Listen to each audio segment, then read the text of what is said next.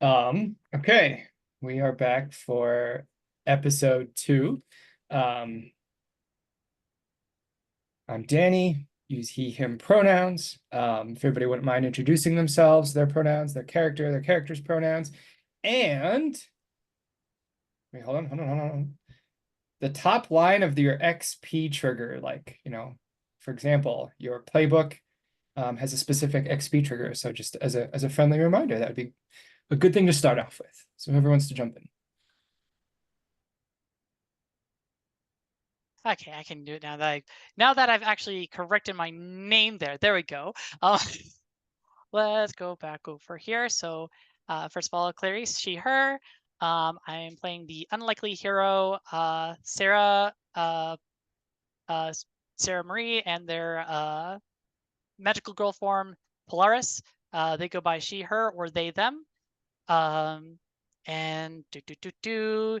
we have for like one of my little prompts for EXP is addressing challenges with compassion or honesty. I can go next. For me, I go by any pronouns. I'll be playing the Harmony. It's like Adele, true name Alhena. Pronouns is like they, them. And it's like their top XP trigger is to address a challenge with understanding coordination. We'll see how much that works. Hello, my name is Will, pronouns he, him.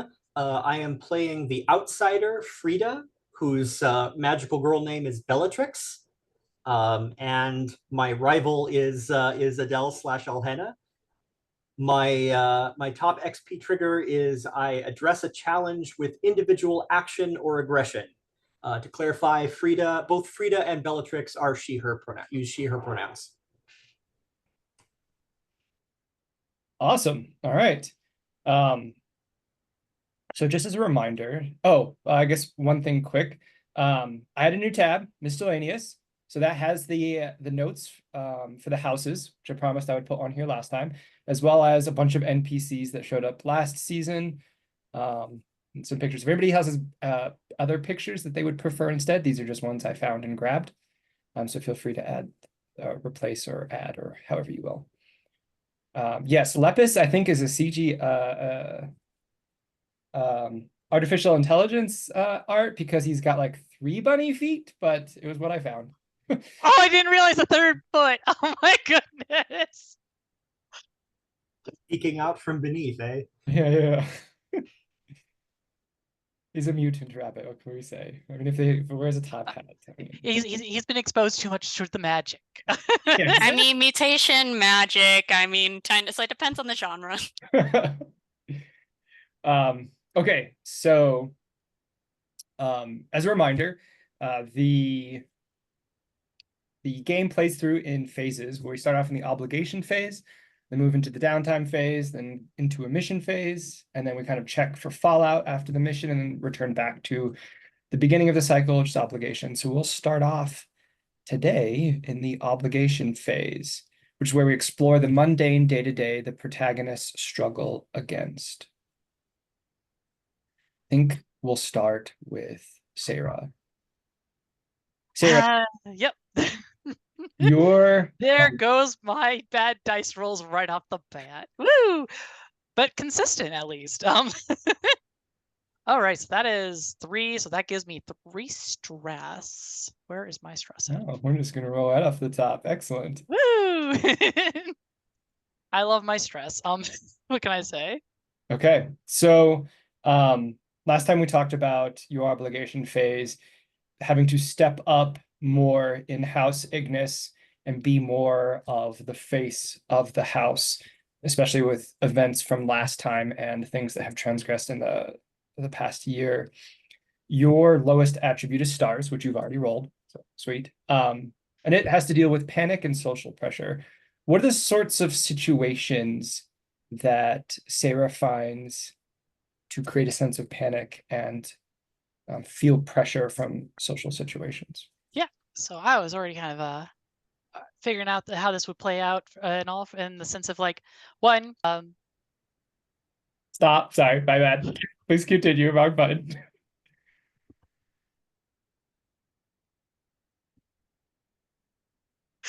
Okay, look, a distraction.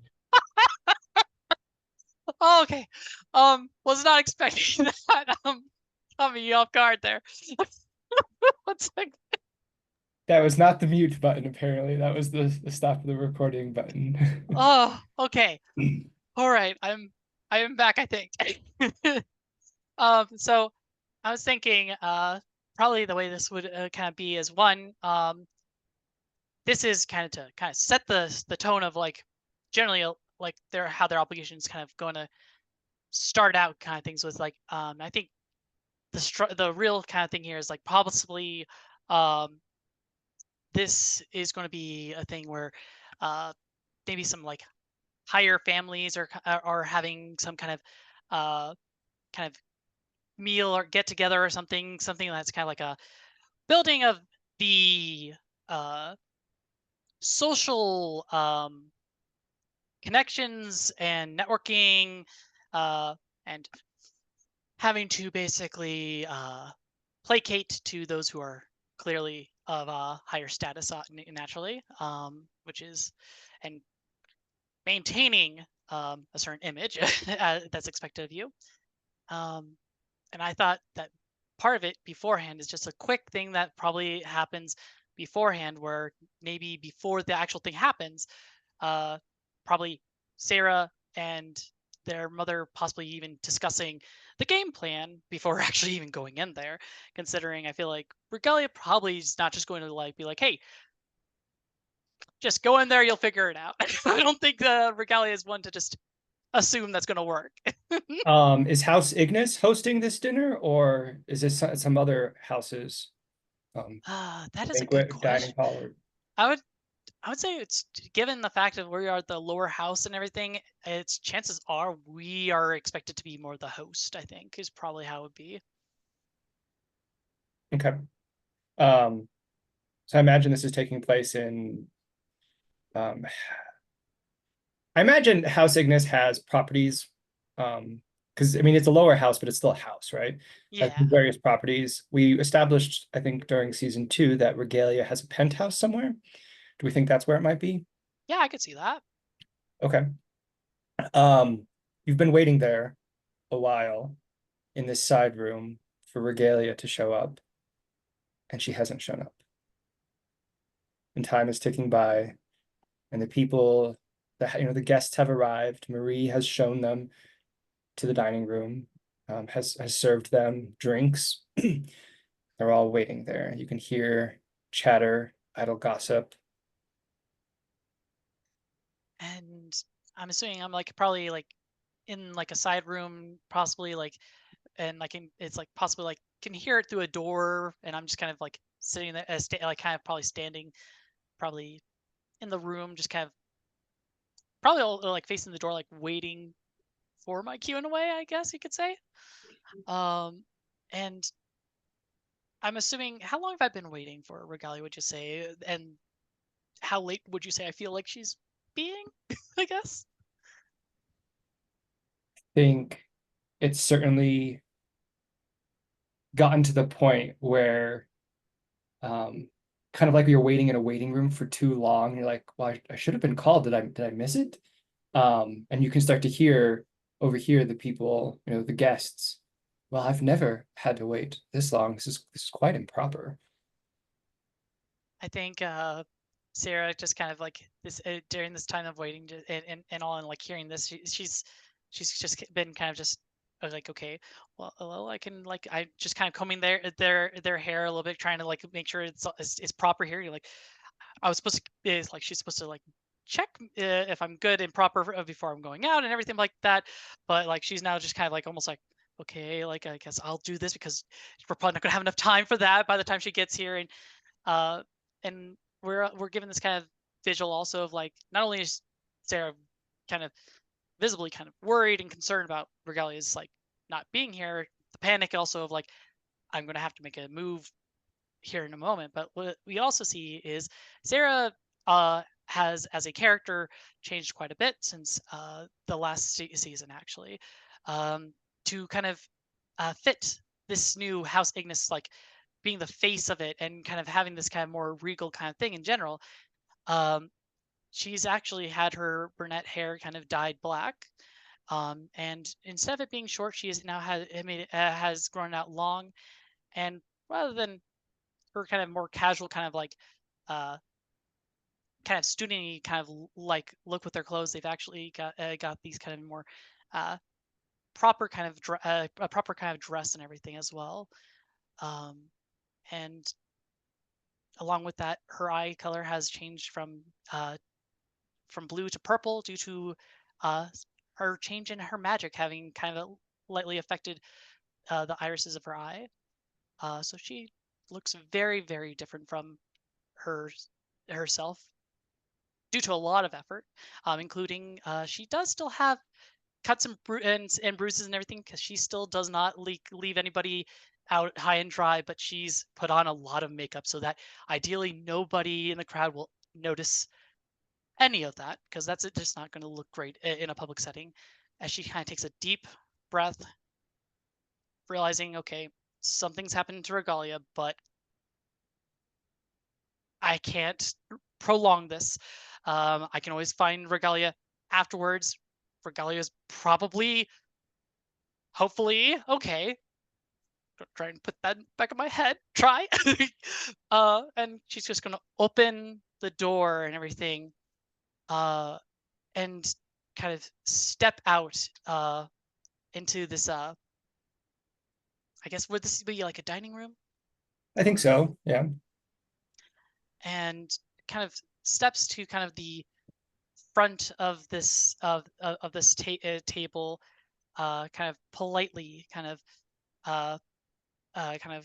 bows and everything to everybody, and it's like, sorry everybody for the wait.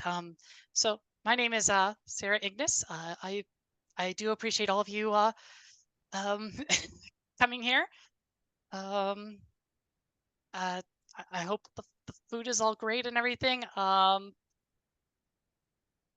Regalia seems to be a little bit late, so I'll be kind of just handling everything from here. Oh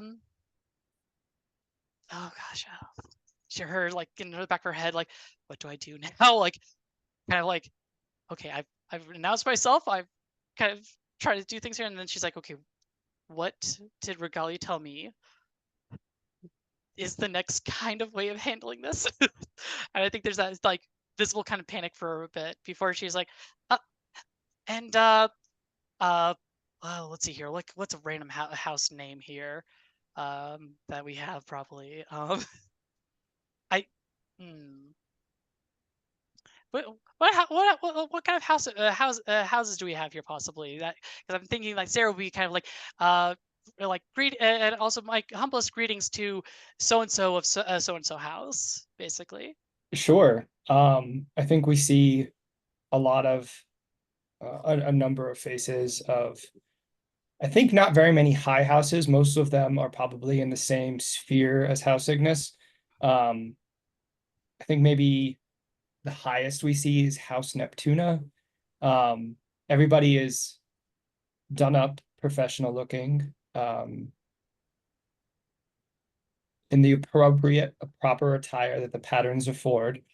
There is by the frame, you would guess, a younger clerk of some house, and they have like a steel gray mask on, and they're kind of standing there ominously down further end of the table.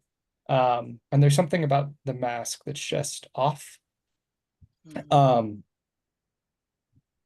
you see them, you see a couple of the help, House Ignis's help, here arrayed out, but you see that Marie is no longer among them. Oh, that's just no support group whatsoever here for me. Goodness. And so it's just like, it my humblest greetings to House Neptunia, and House something or other. I'm gonna go with. I'm very humble that you all have come here today. And I look forward as the new kind of lead of the House of Ignis to kind of get to know you all and to strengthen our relations. And yeah, I think you see a couple of them exchange glances like, oh, they sent the newbie. Apparently we're to be the practice for the evening.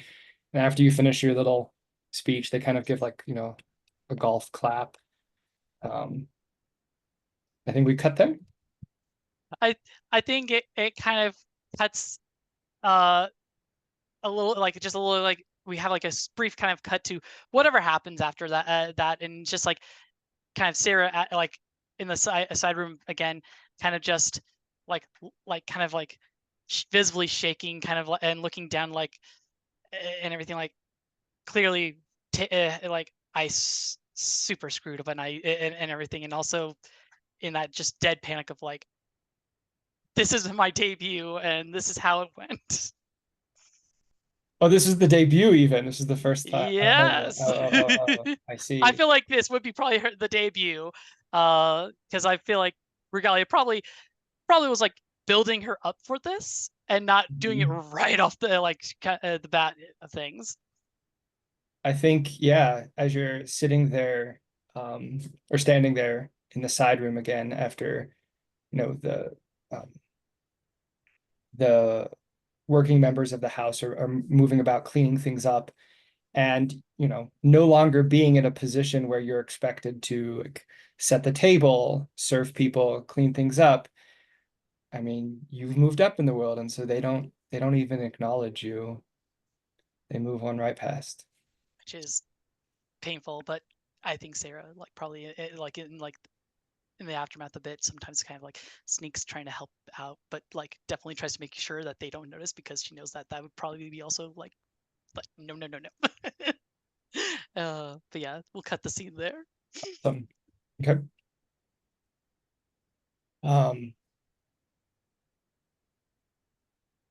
Dell. We established, I think, last session that your obligation is going to look a lot like kind of what we saw last time, but even more so. Less focused around the parade and its events and more the house, and trying to maintain what frail hold you have on to your position. Yeah, it's like I think so. Let's see how that goes. So you Oh, I'm so happy. Oh noes. We're starting off great, everybody. it's true. It's true. So you're matched for your lowest attribute, moon and stars. Stars being panic and social pressure, and moon being despair and heartbreak. What do you think this one's about? I feel like there's plenty of it's like overlap between the two, but it's like it might be it's like yeah, I think I can probably see it's like some overlap. It probably leans a little bit towards the moon in this case. I feel like I feel like this could probably be like, oh, it's like I think in parallel to like Sarah's thing of like, oh, it's like essentially her debut and everything into like uh it's like essentially becoming a face of nobility and everything. It's like I think in parallel this could be it's like the scene essentially where it's like Adele has to be essentially like announced for it's like betrothal. It's like and it's like everything that entails, which I think essentially by contrast, whereas like oh it's like Sarah is essentially it's like entertaining like houses within the lower sphere and everything, like it's like given that this is basically like it's like announcement of like and it's like heir for it's like betrothal and it's like future inheritance and everything, it's like essentially where the upper sphere essentially has is like gathered and everything for this announcement. It's like, does that sound good? Yeah. Where are these sorts of announcements generally made? Are they made on the premises of the announcing house, or is there some Yeah, I do imagine it's like, oh, whichever it's like house is making an announcement is usually the one that is like hosting. And it's like by comparison, namely because in a way it's also like it's like one of those it's like as it's like Adele puts it, one of those annoying extravagant shows of wealth and power is like on Mhm. top of it. So yeah. Let's see. So I can imagine this probably is happening at the manor itself. It's like and all, and it's like essentially it's like I can see where it's like a lot of the it's like major houses are gathering maybe Roses there because it's like because she's essentially taken the Torch Maiden is like position for is like Violet for the time being and things like that, and it's like as well as it's like other things, especially because I think like I had mentioned that it's like oh when it comes to at least for House Castores when it's like it's like when an heir is essentially it's like betrothed, they are usually paired with somebody from a lower house. It's like, but it's like since these sort of announcements aren't typically like done for the lower houses or anything like that, it's like it's like it's basically it's like just I don't know. I think in a way it's kind of like a lot of in a sense showboating and a lot of it's like essentially continuing to demonstrate in a sense like power with like through some implication of like it's like vacillation or essentially the authority to elevate a lower house to it's like a major it's like into the major sphere. It's like and it's like the promise of it. Does that make sense? Yes, I think so. Um, yes. Last time I think you mentioned that Adele is not supposed to know the house to which they are betrothed. Or at the very least, that in particular is not announced. I think like as it's like for one who is especially well versed in is like it's like one who is perhaps like a little too is like versed in genealogy would be able to sort of deduce it. But I think like generally it's also that sort of thing of like those it's like higher sphere houses, like major houses typically tend to it's like similarly looked down upon as like the lower sphere as like along with everybody else because the whole top of the ladder kind of attitude and everything. Mhm. So I think like that's not a it's like so it's like oh not to mention I think the dynamics of the lower houses there's a lot of like oh it's like these ones rise these ones quickly fall and things like that and so it's constantly changing so it's like anyone aside from like a it's like somebody who it's like keeps up with the it's like genealogy it's like can easily lose track and so I think like and in particular I think for House Castores usually the heir is like is like can be expected to have like some discussion as to who their potential betrothed could be and everything but that's also usually alongside their caretaker, to which Adele does not currently have theirs. And so, and I think despite Adele's like in the past year, I think like sort of really coming to essentially like exerting authority and everything. I think if there's one thing that they know that they're not going to get much of a say on, it's in the matter of like, oh, who am I getting betrothed to in this case? Okay, so I think similar to what we saw with Sarah, you're in like an exquisite, as opposed to the small closet, an exquisite waiting room, um, waiting for the announcement. Well, you're meant to step forward, um, be welcomed by the upper echelons of Neo Jupiter, and for the first time lay eyes upon the person to whom you are betrothed. Um, so while you're waiting there, there's somebody, a footman, just in proper uniform, standing by the door, staring off, not making eye contact. There's a desk, there's chairs, um, a, like a very expensive looking, very old-fashioned couch, um, large mirrors that adorn the walls. And you see that somebody has set up a small table and a single chair up against one of the mirrors so that the table is pressed against the mirror. And atop the table is a playing board for Calamity. And it looks like it's in the process, in the middle of a game. And then you hear just outside the door, the beginnings of the announcement as it begins to unfold. See, I think Adele is basically like sitting at the table with it's like Calamity and basically like facing towards a mirror. And it's like seems to analyze the pieces a little bit too deeply. It's like almost and then sort of like reaches out, it's like a hand to, nearly touches one of the pieces before, it's like hesitating, and then moves over to, reach for another piece. It's like before, before second guessing again. It's like, and then finally sort of like lowers her, hand at their side. It's like, and sort of, stares in the mirror. It's like for a moment, at themselves. It's like, go ahead. I think examining the table, you see that it is currently arrayed so that the player opposite Adele has baited a trap. Like it's clearly laid out in this way, and the piece that is like held out as the bait is like meant to represent the rebel or the iconoclast.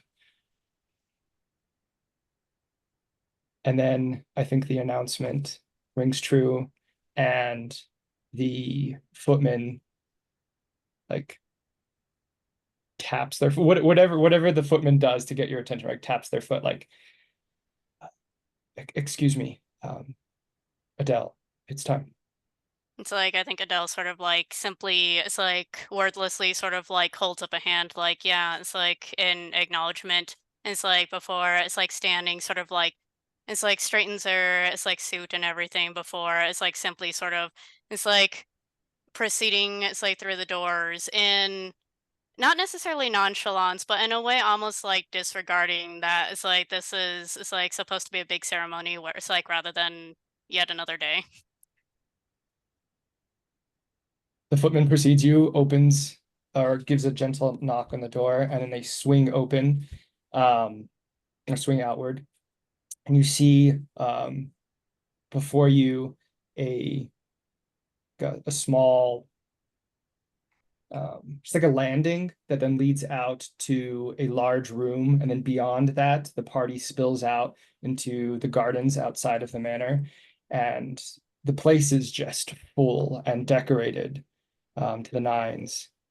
And you see, the representatives of your house there on this landing, and you see, as the announcement finishes, there is Belladonna, in grays and blacks, dressing just rather regally, and to either side of her are two thin clerks with gray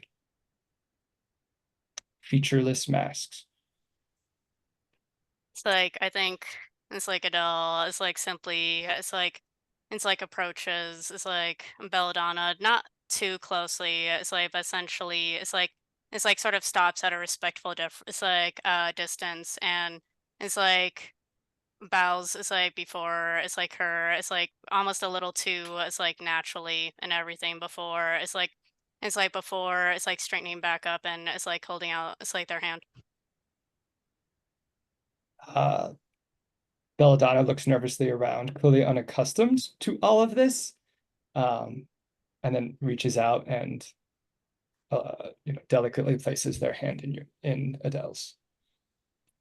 It's like, I think just sort of like gingerly, it's like sort of, wraps, wraps around her hand before, it's like sort of, it's like, and I think it's like it's like all, it's like this all has been rehearsed far too much to, it's like Adele's, it's like liking, namely because it's like the ceremony only happens once. Ideally, it only happens once, but essentially, it's like sort of like it's like proceeds. It's like almost. It's like methodically. It's like it's like takes it's like Belladonna gently towards, I think, like the um essentially it's like towards the, I'm forgetting the word right now. It's like where it's like essentially like the balcony in a sense where like the it's like pair are supposed to it's like stand before the audience and everything so that they can it's like be it's like announced to everybody. Yeah, and I think to answer Will's question, I think there's murmurs among the crowd, like who, what, what house? Who is this? And then when the announcement finishes, the betrothal of Adele Castores to one Belladonna Phosphorus. I think that's where we cut. Uh, just that alone. It's like I think, yeah, I think essentially it kind of cuts there, but like I think at the announcement of like the it's like house name and everything, and I think like we see it's like for a moment like Adele's other hand, the one that's not, is like holding on to it's like Belladonna sort of like clench. It's like for a moment, and then it's like sort of it's like before releasing, and then that's where it cuts. Very good. I like it. I like it. All right. Moving right along, we now move to Frida. Oh boy. Frida's lowest stat of sun, moon, and stars is emphatically moon.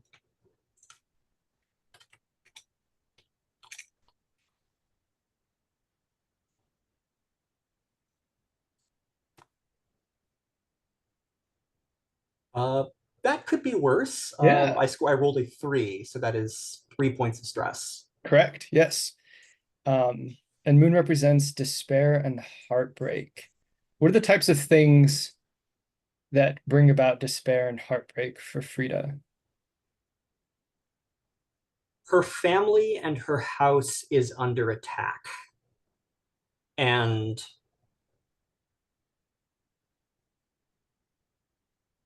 she doesn't necessarily have the social power or the social leverage to be able to put out all the fires in all the places.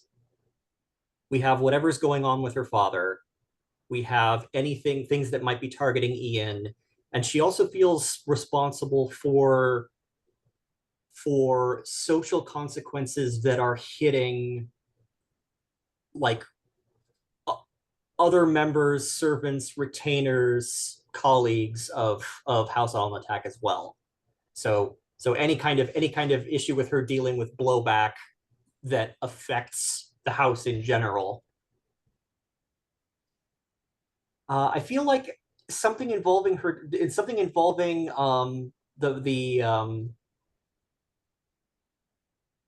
I suspect that if House Alnatak is starting to lose its social position, it's possible that the dancers who were involved in the Alnatak in the pageant are having trouble finding gigs elsewhere. And so that might be, if we wanted to focus on her dancing connections, that's probably where, coming up against those kinds of issues is probably where we'd see the pressure. Okay. Is this dance studio that Frida holds rehearsals and does instruction at, is that attached to whatever properties House Alnatak possesses, or is this someplace else in Neo Jupiter? I think for now it is associated with House Alnatak's property. That may change over time. If that becomes untenable, she's going to find some other kind of space. But as long as she's still able to get people to come, and it's still not a black mark on anyone attending her classes that they're happening under the auspices of her house, she's gonna lean on what she's got. I think as Frida makes their way to the studio, the house is all a bustle with trying to put out whatever recent fire there is, probably something that the media caught hold of, and they're trying to put out the flames. in whatever way they can. Walking into the studio, I think the numbers are like incredibly low, like even more so than last time. Like maybe a handful of people at most, surprisingly so. And they are all stretching, getting ready for the day. But there's just this heaviness. They have bags under their eyes. They're not put together at all. Are they all primarily dancers from House Alnatak, or are there dancers from other houses here as well? I think those that remain, except for maybe one, Mm-hmm. are House Alnatak. Okay. All right. So I think Frida is going to try and inject energy into this group to a certain degree, trying to be supportive of any kind of if any set of the dancers that she's working with have a gig that they've got lined up, she's happy to help them go through their routine. If anybody is just simply trying to practice their form, she's happy to drill them on that. If there are people who she really expected to see here and they aren't, she may inquire after their health. I think Rebecca is missing. If you remember from last season, Rebecca was the one whose brother had gone missing. Rebecca, you would have expected, has always been a strong performer, always stuck by even when things were hard. And at their most rigorous during the parade, Rebecca was there. She's not here today. Another one of the girls says, well, it's hard finding any kind of work. Most everybody else has given up and found work elsewhere, serving another house, wherever they can get work. Things have to get paid. I think as this dancer says this, they kind of just slump a little bit. And they just look off in the corner, not making eye contact. Listen, I know things this last year have been a trial on everyone who's worked in this scene. There are a lot of changes that have been hitting the families, and there have been a lot of changes that have come down, and we're bearing a lot of the brunt there.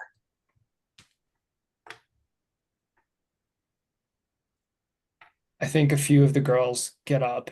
The one, that was just talking just continues looking off to the side. And two of them come over and it's almost like they go to comfort Frida. They go and like put their hands on Frida's shoulders and like, grasp her arms. Like, we'll continue doing our best. I mean, we know you're putting everything into this as long as you can. And we know it might not be forever, with what's going on. She sort of smiles in thanks and says, people are making tough choices, and I appreciate that the choice that you're making here is to hone your talents and to keep striving for what I know you can achieve out there. And as long as you're here, as long as you all are here with me, I will be here with you. But it's almost hollow words, though. I mean, it's her words are echoing in the room in the way that a room echoes when there aren't enough bodies in it. It's where it's a larger room than the people that that are expected to fill it, and the gigs just aren't there for a lot of these people. Good. Is the implication that Rebecca has basically stopped dancing, or that she has, or that she is practicing elsewhere? I don't think we know. I think Frida probably expected her to be here, and she's just not here today. Yeah, I may ask after if I can spot somebody who would know. I may quietly check in and say, is Rebecca all right? Sure.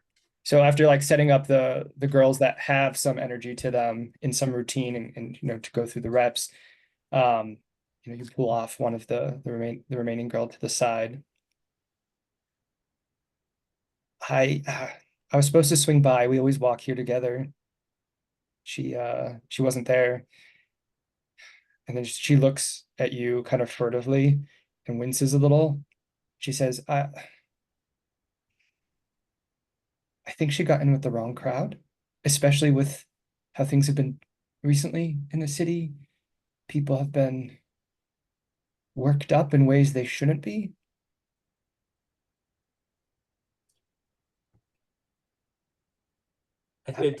Frida nods quietly.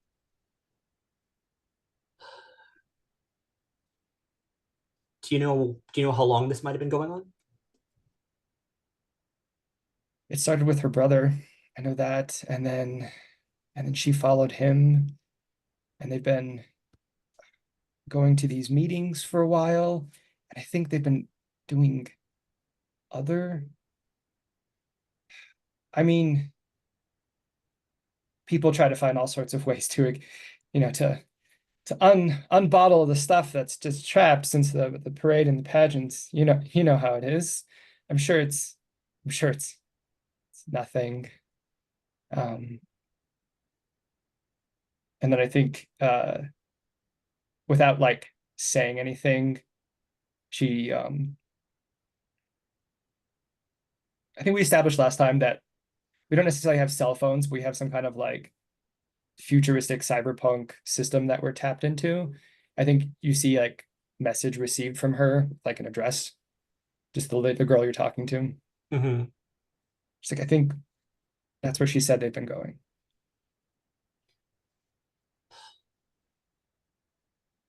Well, the city's gotten a lot more complicated in the last year. I just thank you for telling me this. I hope she and her brother are doing all right here. And I mean, there's a sort of a mix of emotions here because, like, I mean, there's the fact that she's sort of ratting out Rebecca by telling me this, but so I'm trying not to convey the idea that I think Rebecca is in trouble or that I'm frustrated with her or anything along those lines. But this is spooking me out. This would be the second, you know, this would be the second time that Rebecca or Rebecca's family had gotten tied up in something, and I think have we established that the Abyss has not been particularly active this past year? It's been, I think, eerily quiet is what we established. Yeah, Frida doesn't trust that at all. So Frida is not convinced that any kind of innocuous gathering that could simply just be an evolution of the counterculture now that the pageants are broken is necessarily safe. So her alarm bells are going off. I think at that point, right, the door opens and one of the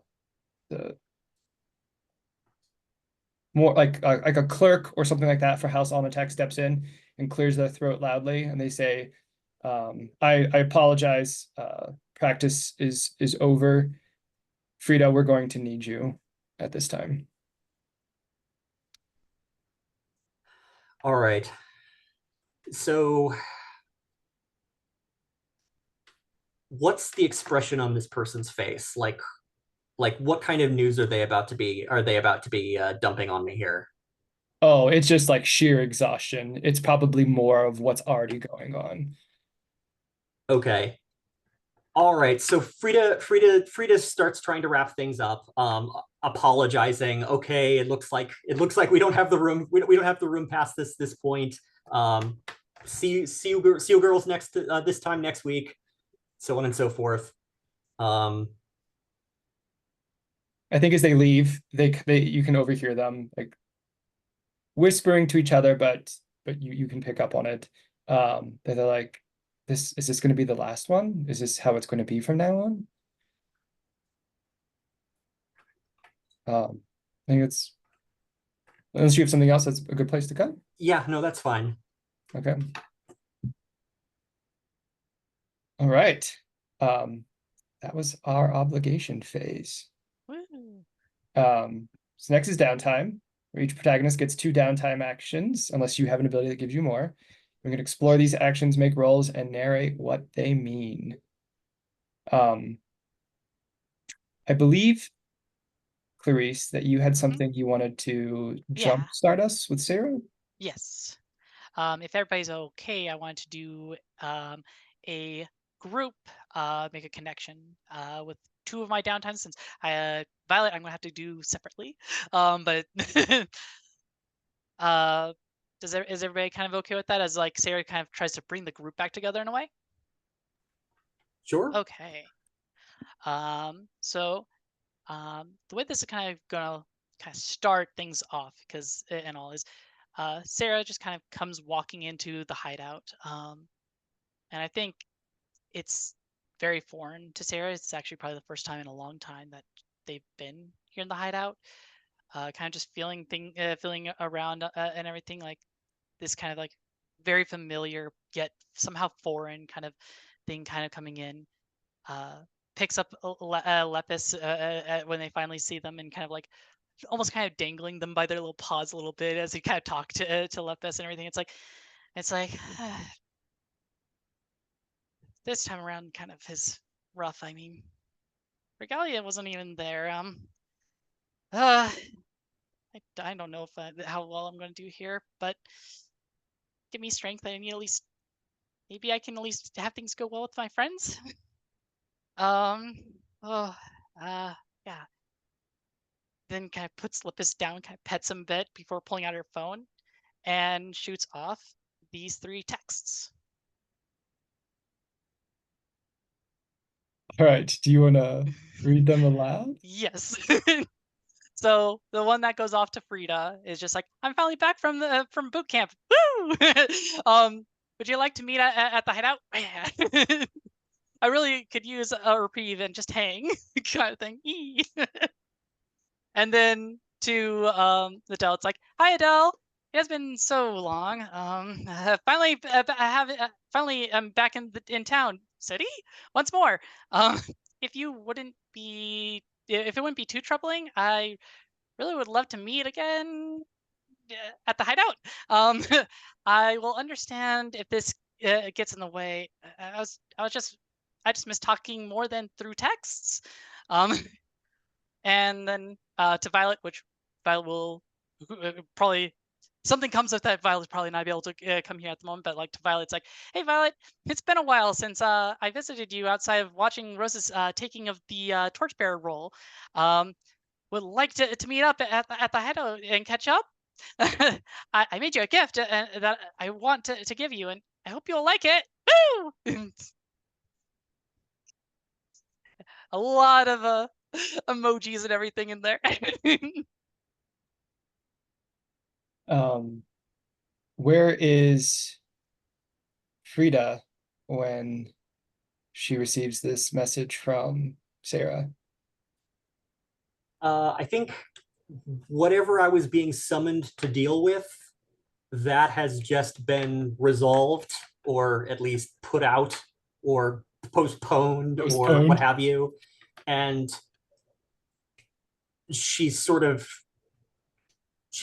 out of the room. She steps out of an office, and she takes a few steps down a hallway, and then just sort of plops her back against a pillar and breathes out slowly, and then her her communication device dingles. Excellent. I love that. Where is Adele when Adele receives this message? See, it's like the announcement party, betrothal party, however you call it, betrothal ceremony has probably like concluded, and it's probably like right in the middle of like essentially all the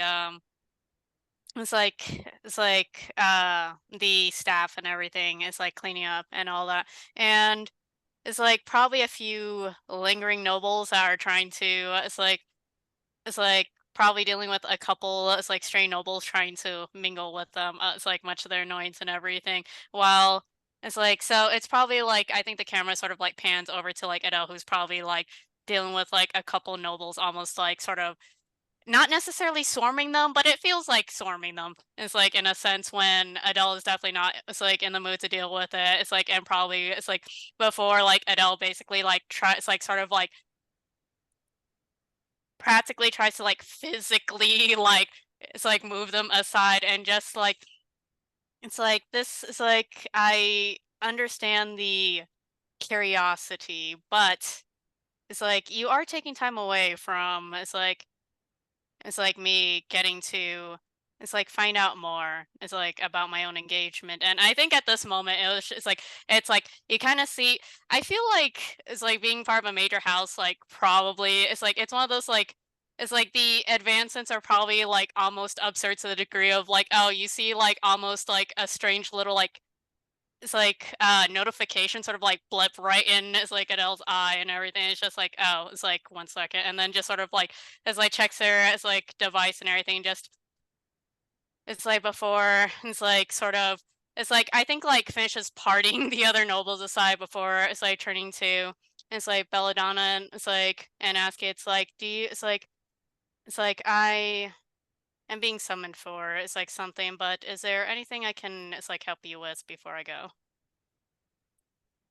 No, no, no. She references like the next engagement that is already booked on the schedules, like out and out and out. Like the whole, your whole schedule with Belladonna is already set and done. She's like, I'll see you at the next engagement. And I think she's like clearly not really knowing Adele very well at all yet. Is like, I look forward to it. It's like likewise. It's like make sure you it's like stay safe. And it's like and it's like I think it's like the awkwardness of like oh two people who just got engaged even though they don't really know each other and everything, and now they're it's like and it's just like oh and now one of them already has to it's like and now they both already have to go and it's like back to their usual it's like things and everything, and so it's like sort of like quietly if rather awkwardly and suddenly it's like parting it's like before I think like it's like returning to it's like before Adele basically returns to their own room and then I guess sort of clip sideways into the hideout, but All right, back to you, Sarah. Everybody's, I Yeah. think, arriving. Well, and it sounds like probably based on things, Frida might be the first to get there. Yeah, I think you may hear a sort of a rhythmic thumping as you arrive, which turns out to be Frida sitting in the practice room throwing a handball against the pillar. And just I think it's just at that like Sarah's like, oh, just I know that sound kind of thing. Kind of like after like just kind of once again kind of rushing past like Lepus after like giving like maybe a little treat to Lepus and everything before going. It's just and kind of just kind of like I think kind of just in a kind of excitement kind of just kind of goes over to where Frida is and just kind of just like kind of get, like puts a little, like kind of like punches Frida in the a little bit in the like on the back of the shoulder. It's like already straight off to working out, huh? Sarah, and she smiles up at you. returns the fist bump if there is an opportunity to do Oh, it. absolutely. She grins and she says, "It's been a while, hasn't it?" It's been way too long, honestly. If only I could have gone away, and I can only imagine what your life's been like too. And she's just kind of clearly like relieved a little bit that her actions it made it very obvious that it's Sarah, because like her looks are very much not Sarah anymore. So it's just that thing of like, oh good, they know I'm Sarah, they know it's me, kind of things. Like I'm still me. Before just being like, how is things in your family doing good? She smiles. Oh, okay. So you can tell that she's exhausted. Right? There's still a restless energy to her that you're very familiar with, but it also looks like she's been running on an adrenal response way too long, and whether her appearance is slightly out of place. Her clothes are a little dusty. There's some hair out of her bun, just a little bit. It looks like she's the threads are coming off a little bit. And I think when you ask about her family, she looks at you levelly, and then she says, "Well, we're still here." I had a feeling. And she kind of gives like a kind of reassuring, kind of like placing her hand on Frida's shoulder and everything, which is kind of funny considering I think Frida's probably a little bit taller than Sarah. Yeah, but she's sitting down. She hasn't gotten up yet. Okay, fair. But like it's like just putting it there and just being and kind of like trying to like giving a reassuring smile. It's like, well, I'm glad that you're still all here. At least I'm just happy that you're well. And you, she sort of tries to change the subject on you and says, "You seem to be wearing your power well." It's all just appearance. I did rather badly, actually. I'm my first time doing hosting, and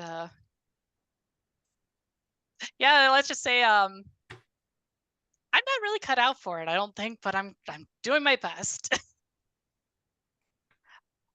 And at least you have hopefully Regalia can give you some pointers about what to how to move in that circle more, if that's what the house is expecting of you. Yeah, but it would have also helped if she didn't just ditch me and all. I still don't know where she is, but I'll deal with that in a bit. And like kind of like she clearly is like kind of pouting a little bit there, because it's like the thing of like, Regalia left me at the most important moment here. And I'm thinking like, is this possibly where like Adele kind of starts to come in, or because like we've been here for a bit? I think you can hear like back in it's like, because it sounds like they're in the separate room besides the one that it's like they typically enter upon. It's like, so I think you can kind of hear what sounds like the equivalent of like a door sort of is like opening and then latching. It's like closed. It's like back in like the main lobby, so to speak, and everything. And just at that, like, I think just like Sarah just kind of stops for a moment and is like, and is like, hey, Frida, Adele's here as well now. It's like that thing of like, the way they people each of the friends enter in, I think Adele's just Sarah is just very good at kind of like, oh, this is each of my friends. Like she's kind of just used to like each of their kind of like almost kind of idiosyncrasies of how they enter into the hideout. And so it's just that thing of like, at that like kind of pulling Frida off of like the couch before kind of rushing over, I think, to where Adele is, and being kind of the excitable about like, now I have two friends here and everything. She like the moment she sees Adele, it's just that thing of like, Adele, you're here, and just like kind of jumps and gives her like this kind of hug and everything. It's like, I'm so glad that you were able to make it. And then kind of like turns like kind of like goes over the hug and it's like, Frida, come over here. Adele's over here. Come on. What does Adele look like? I don't think Adele looks too recognizably different from it's like before it's like the past year and everything, but they are dressed a little bit too, but they are kind of overdressed given how it's like I say overdressed, but it's more like just obviously came from it's like something it's like excessively upper housey. It's like so to speak and everything, like, you know, essentially it's like it's like clearly it's like a it's like dress tuxedo. It's like and it's like all these other things. It's like but otherwise as far as it's like but otherwise aside from being overdressed and everything does not it's like has not changed it's like too much from it's like season 2 aside from perhaps her hair got a little bit longer. But otherwise given how important appearances are, especially for it's like the major houses and everything, still pretty much immaculately maintained. Adele Castores. Frida shakes her head a little bit and says,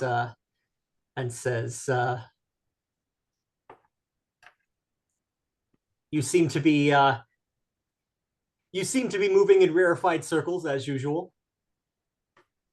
I think like Adele's basically just sort of like caught off guard because essentially it's just like, oh, suddenly called to the hideout. And then the moment they come in, it's just like suddenly beset by hugs. And along with that, it's like, furthermore, it's like being hugged by, it's like somebody who is like, it is clearly taking a full moment for Adele to register who this is.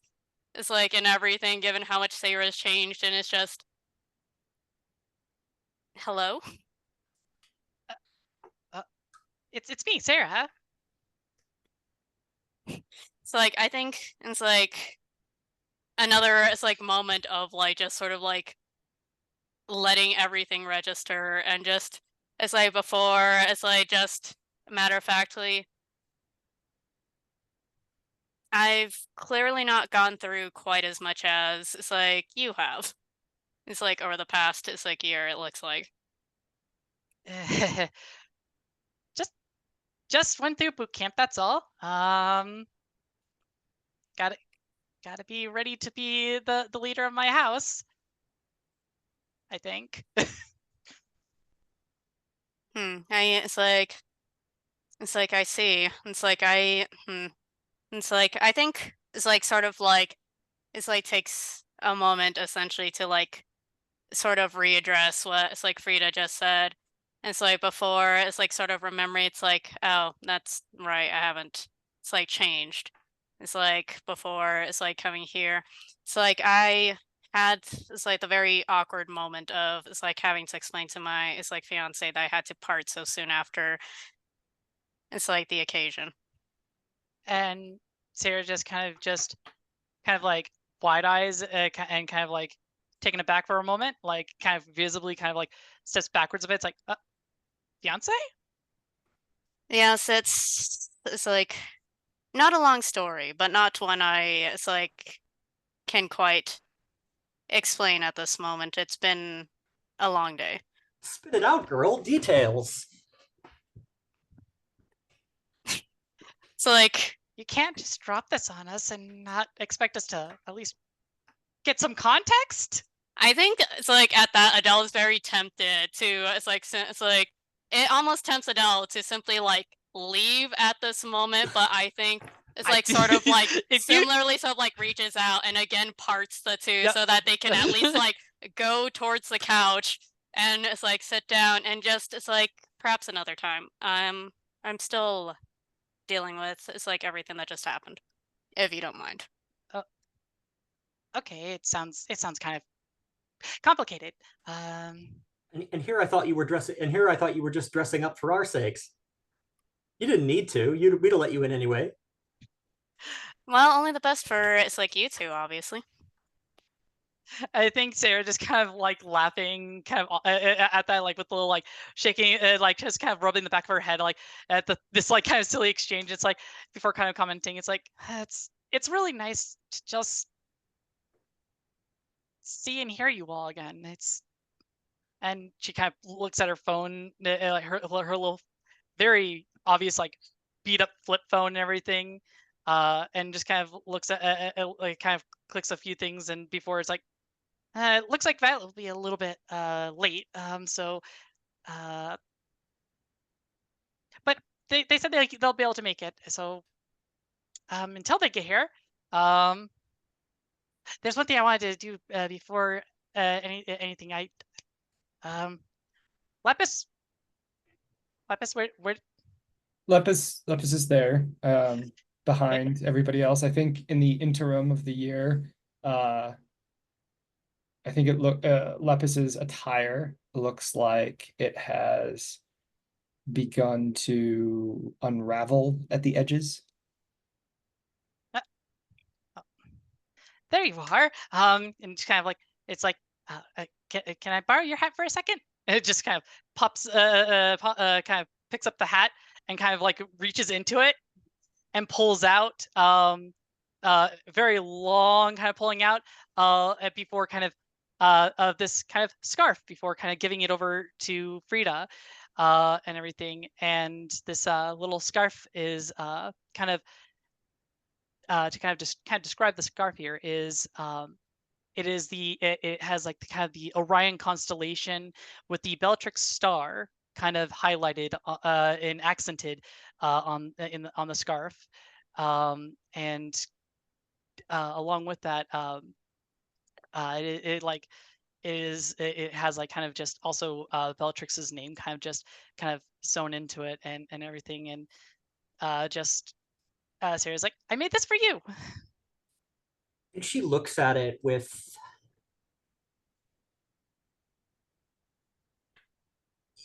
she blinks a couple of times.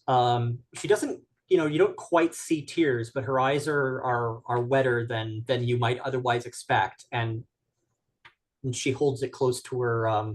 She just sort of dabs at her face with it a little bit. I am giving this, smelling its scent and getting a sense for its feel, and definitely not blinking away tears. And says,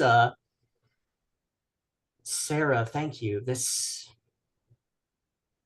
means a lot.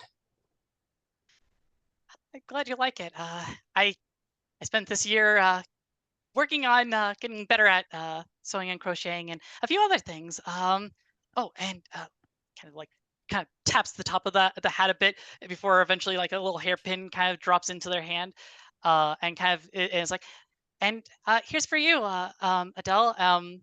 And this is and kind of holding out kind of this butterfly hairpin that has kind of a Gemini constellation kind of mirrored in resin on both of the wings, and kind of accenting the star of Alhena, kind of in the kind of constellation. And just, yeah, presents this kind of a little hairpin. And it's like, it's, I would have liked to have done something a little bit more fancier, but this is what I thought would fit the best. So like I think it's like Adele sort of like reaches out. It's like takes it and sort of like it's like holds in it's like their palm, sort of like thinking for a moment, and just it's like no, it's like you didn't need to it's like go through the trouble. Although I suppose it's like I might have wished you'd it's like forewarned me if simply it's like so I could have returned the favor. But it's like I suppose I'll it's like keep that in mind for it's like later, but thank you. No. This is, you don't have to give anything back to me. Nope, it has been decided. Okay. I just wanted to give you guys something nice. I don't expect anything back. It's not a matter of expectation, not for this anyway. It's like, but it's like it's not it's like too troublesome for me to return the favor, is it? No, it's not. And it's like I think at that like it's like Adele sort of like carefully it's like starts affixing the it's like hairpin into it's like the hair, and it's like before saying then it's like then it's been decided. I think in general, seeing both their friends kind of enjoying their gifts and like especially like with also Adele kind of actually putting it on and everything, it is very clear that like Sarah's just kind of like kind of oscillating back and forth like on their heels and like this kind of like happy kind of very very pleased with like that they did good with their gifts kind of thing. I think Frida will wrap the shawl around her neck and let it drape, or the scarf around her neck and let it sort of drape down her shoulders. And just because at some point or another, I think that we would like also like maybe to then bring Violet in for this like last bit, maybe maybe kind of cut the scene here for now and kind of continue when Violet gets to join us next week. Yeah, we'll see how that plays out. It might just be that Violet was a no-show. We'll find out. Possibly, yeah. I just figured we could cut there for right now, or if anybody wants anything else with their characters to kind of interact. Could flash back to it at some point. Yeah. Okay, so there's two mega connections there. So did Adele and Frida what's the phrase I'm looking for? 1 second. Sharing the moment. Enjoyed the moment. Yeah. Or something like that. Yeah. Oh, enjoyed this. Sarah Yes. demonstrated to Frida that Sarah still believes, so I will say hell yes. And this was definitely express. This is Sarah absolutely expressing their absolute adoration for their friends as a whole. So that would be 2 dice. 2 dice. Frida. All right. All right, so that's a 5 there. So that is 3 links for Frida. Yep. Okay. And then did Adele share in the moment? Or, yeah. Words share in the moment. I'm stuck in Maze of Dreams talk. Oh, right. Also 3 links. Woo! Nice. I think when you hand the hat back to Lepus like looks up at you quizzically and then like puts his head into the hat trying to figure out where all the stuff came from. Okay, so we are a little past the top of the hour. We're good for a 10-minute break and we'll jump into some other downtime activities. Okay, I'll see you all in 10.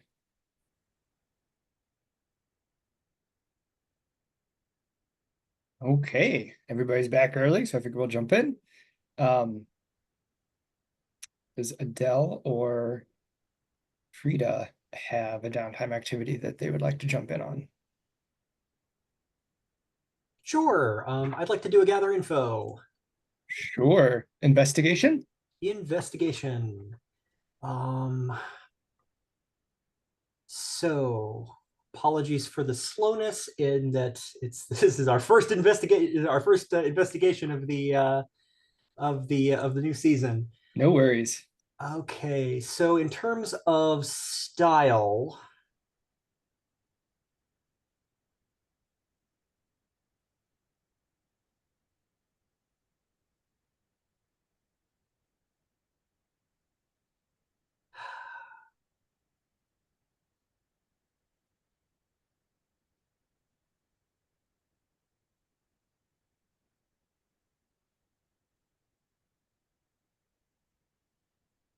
I think she's out of practice here. Conceal would work better in a pageant environment than the current one. She'd have more reasons to be wandering around talking to people. I feel like well, let's at least talk through the plan, and we can figure out what verb goes with it. 100%. She's trying to find out more about what's going on with Rebecca and her brother, and she's trying to tease out streetwise rumors about and people's gossip and just general stories about what these background these background gatherings are, these groups that are meeting and so on and so forth. The problem is she has position in the house. She's not trying to be a narc or a snitch or anything along those lines, but she's having to, I think, dodge that impression. She's coming at this from sort of, I'm a dancer like you. I'm a dancer like you. We got to stick out for each other. We got to know what's, keep, sort of keep track on a whisper network of what weird things might be going on in our neighborhood. Which. So is she like showing up at Rebecca's house and interrogating her? Interrogate.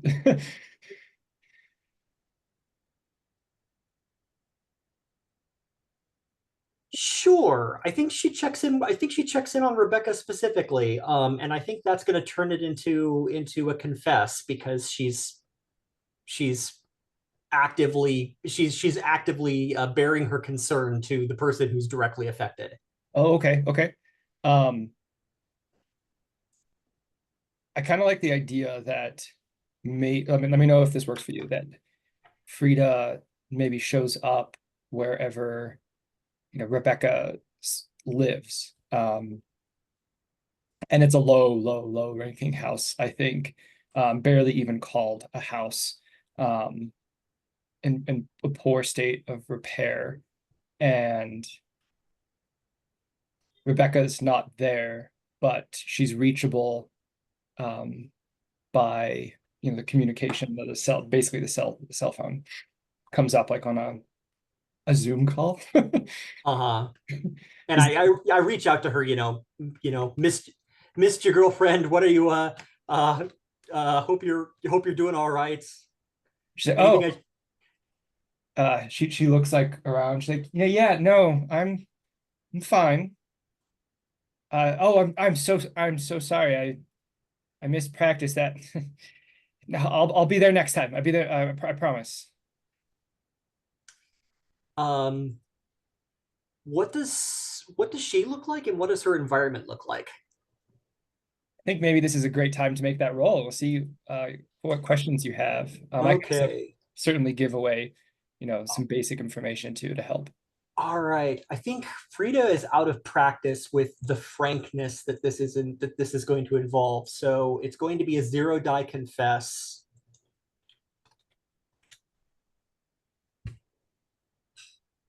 I forget what the, okay.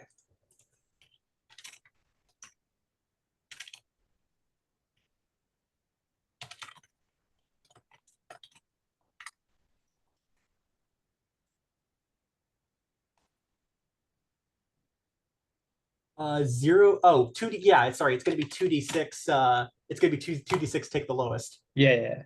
The lowest is a 1, which is a miss. So that's a 1 question that you get. Okay. So some basic information. She looks like she's her hair is done up messily. She's not put together at all, like you'd expect from the behaviors that are allowed by the pattern. She's not wearing official clothing of her house. If anything, it looks more like street clothing that's like completely nondescript and non-marked. And you can see behind her what looks like a narrow alley with a bunch of like fire escapes and ladders, makeshift housing situations. Honey, are you going to make it a week? You don't look very good. Please talk to me, Rebecca. I don't like it when people I care about are going through this kind of stuff. I think my question is what's really going on here. Yeah. Let's make it straight up. She says, shit. Yeah, no, you're right. Just one second. Let me walk away. And like you just see her face as like, she walks through the alley and makes some distance and turns a corner. And I think like the lighting around her goes dim, and then there's like some light from high above you just cast on her, casting shadows across her face. She says, look, Frida, you got to know, none of this is working. I mean, I love the dancing. The dancing's great, but nothing in this city is working anymore. And I've had enough. And there's people out there doing something, and it's better being part of that than just waiting for everything to just fall apart more. We're making a difference, I think. And she describes a series of actions where they're, committing vandalism, big signs of more violent and destructive means of expression to shake up Neo Jupiter, and change the status quo. Nothing like super violent against people, but certainly there seems to be some altercations with like police officials and stuff like that, but nothing like murder or anything like that. Rebecca, your people aren't keeping you fed. They got to be taking care of you. If you're giving, if you're giving yourself to these people, they need to be taking care of you in return. Are they keeping you safe? We got to keep ourselves safe, Frida. We got to fight for it. I think there's like a loud commotion in the back, and she like turns her head real quick.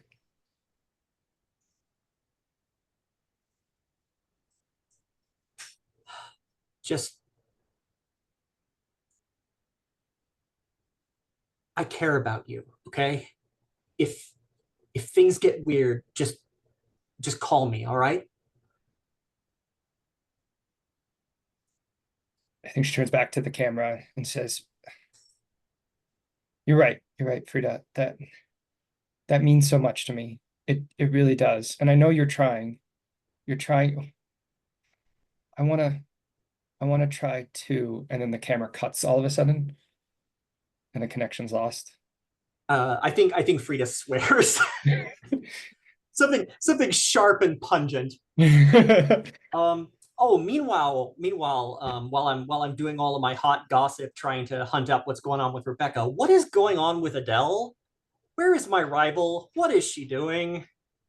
Yeah. Let's see. I feel like probably it's like they're in the middle of their own, it's like investigation, if you can call it that. It's like, yeah, I think it's like Adele's it's like Adele's first downtime action is probably basically also gonna be it's like an investigation. Albeit I guess this can come off more as an interrogation than it's like anything, but essentially I think they're going to it's like they're going to find it's like they're going to seize an opportunity essentially to it's like talk with it's like Belladonna. Is this at the next engagement, or is this like an out of schedule abrupt meeting that you arrange or force? I guess it kind of depends on exactly when it's like the next possible engagement is. It's like and it's like anything it's like too far out is basically just like okay, no, unfortunately I kind of have to it's like assert myself. Mm-hmm.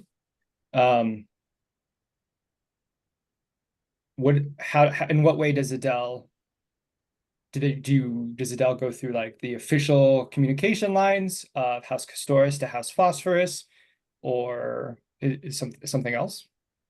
Yeah, I think so. I think initially it's basically reaching out to the house, it's like itself essentially. And it kind of just basically looks like it's like do you it's like by any chance, it's like it's like would it be possible it's like for me to have it's like it's like how should I say this? A cordial arrangement with it's like Belladonna by any chance, or it's like, well, I need to, as much as I'm loath to insist upon it. I think the response is almost too quick and almost too eager from House Phosphorus. And that is like, yes, these are the current coordinates of Belladonna. And it's like an archival library situation. Okay, it's like Adele was like politely, it's like thanks them for that information. A little bit odd that it's like they were so forthwilling with it and everything, but it's like you know, it's like may as well it's like take the opportunity. I think essentially like heads on over. It's like as given. Um, I think when you find Belladonna, it's like an archive museum library situation. There is a large window that Belladonna is standing in front of, quietly scribbling notes and occasionally looking up through the window where there's a bunch of workers removing artifacts from packaging and like old chests that have been dug up recently. And she's watching them very intently. I don't think she hears you approach. She's very focused. I think Adele does, as Adele has kind of been known to do, especially throughout it's like season 2, where just sort of like it's like comes up from it's like behind, doesn't realize that they haven't already been noticed, and it's like simply it's like sort of like it's like proceeds with it's like so it's like is this where you spend most of your time? I think she jumps and the pen goes flying and she turns. She says, "Oh, Adele Castores, excuse me, I did not expect to see you here. Uh, is our schedule? Am I supposed to meet you here?" I think sort of like goes to it's like pick up the pen and it's like hand it it's like back to her. It's just like, oh, I'm sorry, I didn't mean to. It's like startle you. It's like, no, it's not scheduled. My apologies for it's like the intrusion. It's like I simply wanted to talk. To I suppose chatter is like more like it. I'd like to it's like get to know you a little bit better. I think she like graciously accepts the pen and then her eyes kind of avert to the side and you see in the corner, kind of lingering in the shadows, um, one of these clerks with the gray masks. She's like, of course we can talk. I think maybe this would be a good time to make your roll. Let's see. I suppose this would basically be an express. Okay.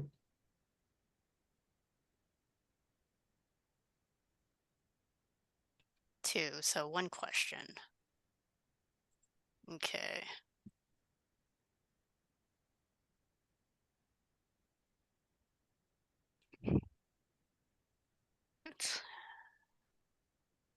I suppose it's like, see, I think essentially it's like Adele sort of like, it's like almost, it's like, it's not, it's like in a sense of like coming off defensively, but it's definitely like, oh, they're not familiar with each other or anything like that. So it's like Adele sort of like, well, it's like probably not, it's like trying not to look too distant, and I think failing horribly at that because their arms are kind of it's like crossed and everything. But it's like they sort of it's like proceed with like, well, it's like shall we it's like proceed to it's like elsewhere, it's like more it's like private. It's like I it's like would like to it's like give the it's like it's like I like to give the it's like space to it's like not interrupt your it's like workers with my presence. She says, "Yes, of course. We can go for a stroll through the museum." And she's speaking, just like that, like very pointedly, occasionally glancing over at the clerk. And she turns, she says, "We'll be taking a walk now." And then she turns back to you in like very like whispered tones. "They'll follow." And then she leads you out the door. And let's see. I think at that, like, it's like Adele sort of like contemplates. It's like at first, I think like there is like Stroll is it's like is quiet initially and everything as Adele is trying to it's like figure out what to ask or more so how to ask it. It's like before it's like proceeding with it's like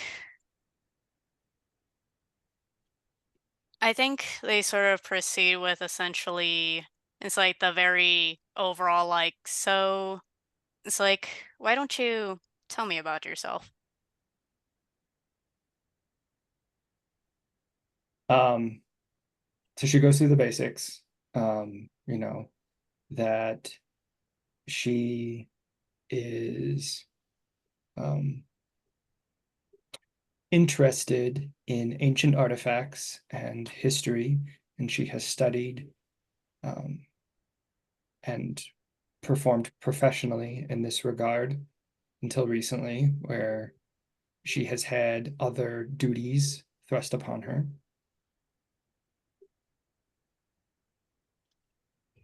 And I think it's she like says, it's like after that, she says, but I don't think that's what you really want to know. She looks up at like, you know, some really ancient statue of a human, parts of it are missing. I think it looks like there are on the statue, like there were some kind of wings, artificial wings or something that are broken in some regard. She like makes a show of just like watching it. it's like what would you say is one of the more interesting things you've discovered in your work, if you don't mind me asking? I've stumbled across various prisms.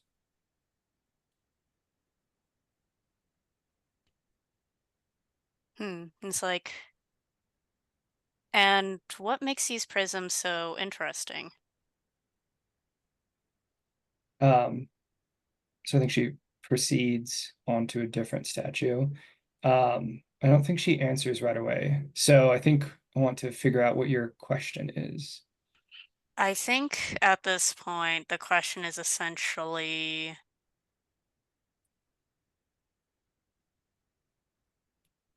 um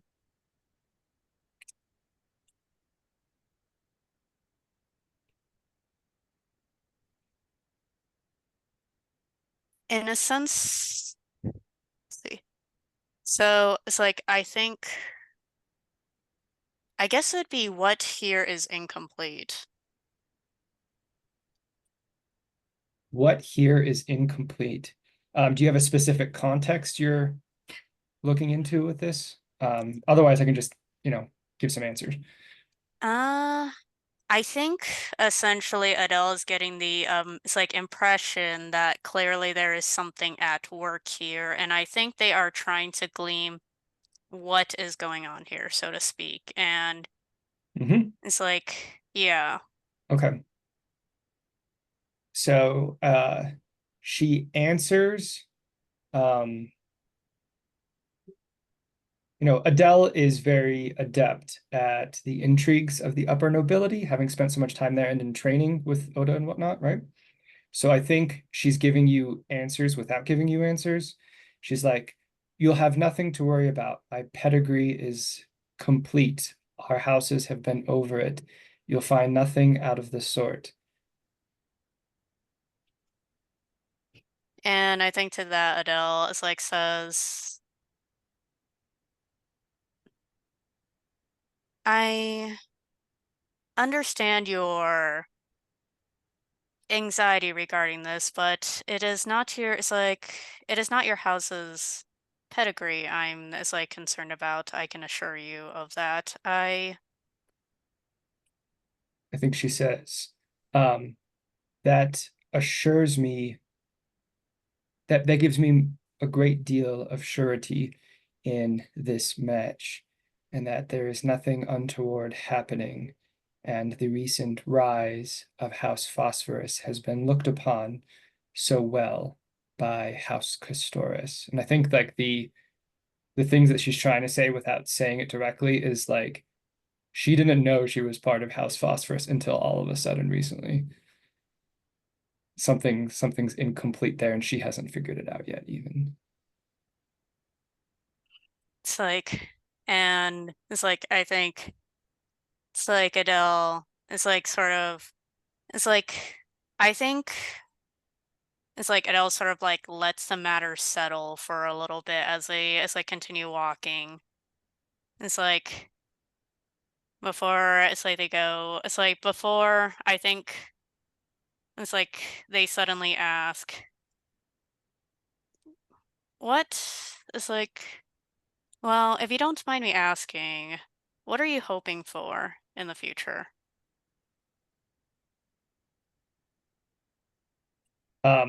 I think she ponders it for a moment, and then she goes to speak, and suddenly the clerk is there, and they say, "I'm sorry, your Miss Phosphorus's time is precious, and I'm afraid she has other scheduled activities that she must attend to. If you'll excuse us." And they usher her away. And it's like, I think it's like Adele, like momentarily, is like forgetting it's like formality, sort of like just sort of watches, it's like them depart. It's like before, it's like sort of, it's like train back, I think, to like, it's like observe it's like statues, it's like once more and everything. I think the scene cuts out there. Nice. Excellent. Clarice made a point. Make sure everybody clears the stress because of our ability. Just want to check in with Danny and with Fumi.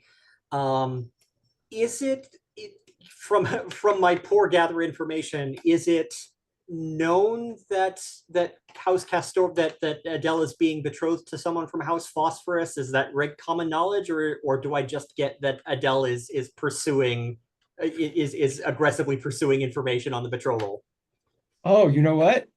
Okay, I'm gonna throw this out there. I feel like maybe that's part of the crazy thing that was happening, was that media wise, is that it's very clear that House Phosphorus is in a position to overtake House On Attack, and it's all over the media right now. And that the sudden announcement of a member of House Phosphorus being betrothed to House Castores is like the media fire, maybe in part, that On Attack had to address. Okay. Does that work? Sure. Yeah. So I'm at least putting two and two together on that front. Yeah, yeah. Does that work with you, Fumi? Okay.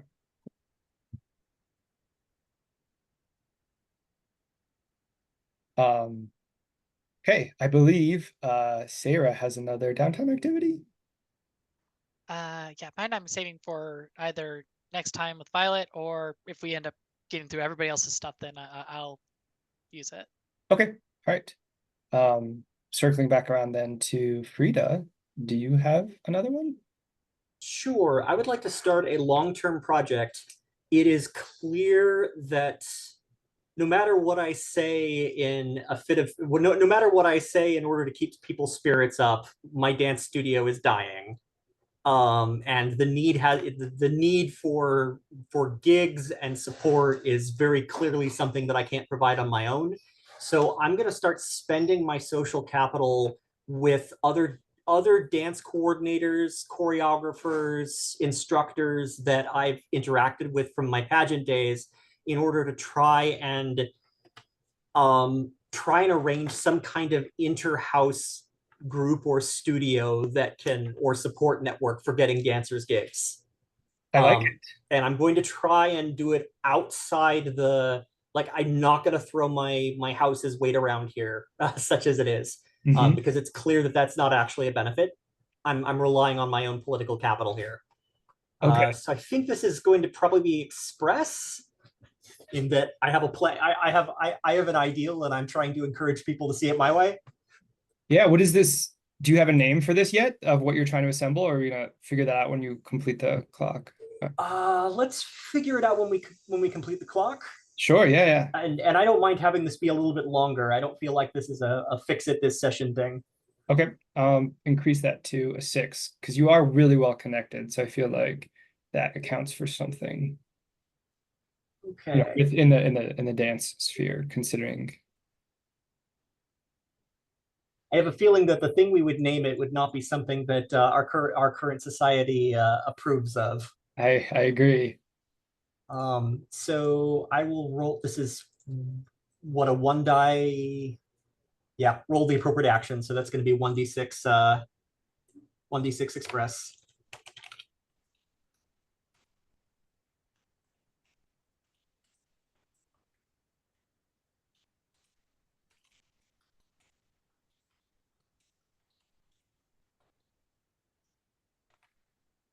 That is a 5 for my first roll. Nice. That is 3 segments. Awesome. Okay. What does this look like as Frida's running around, touching base with people she probably hasn't seen in quite some time? I think it's an awful lot of taking people out for coffee. I think there's an awful lot of catching up, because it's got to be bad for all the houses. And so there's an awful lot of commiserating about how terrible the gig market is for dancers and cheerleaders and such these days. And I think that kind of kvetching session turns into her trying to feel people out for what resources could be pulled together, what people know people, and trying to figure out who might be on board for the core of such an idea.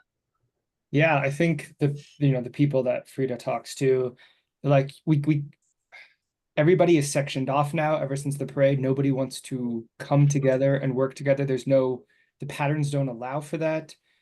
Any of the major houses that could fund the level of work that we really need, they now have their own in-house groups that they've hired up girls and other dancers, and they're not available to us. Are now like, whatever we do, it's going to be outside the purview of the patterns. What does that look like now?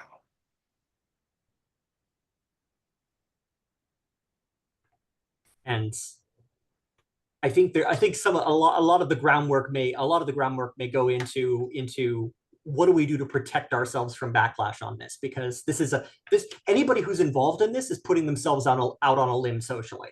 And so trying to figure out what people can do, what we can do to make sure this thing doesn't get stomped or shut down or treated like a group in rebellion or anything along those lines. That maybe, in any way that we can get sort of semi-tacit house approval for it, or at least something that could operate as a fig leaf. Okay, yeah. So I think they, you find a couple that are like, oh, no, we can't do this. It's not going to work. But you certainly find a number that are like, yeah, we'll figure this out. Things clearly aren't working right now. And we've got nothing to lose. So I'm going to add in here to our description for this clock, in parentheses, safe dance group. All right. All right, does that work for you? Sure. Okay. Let's call it Dancers Collective. Yeah, I like that. Go for it.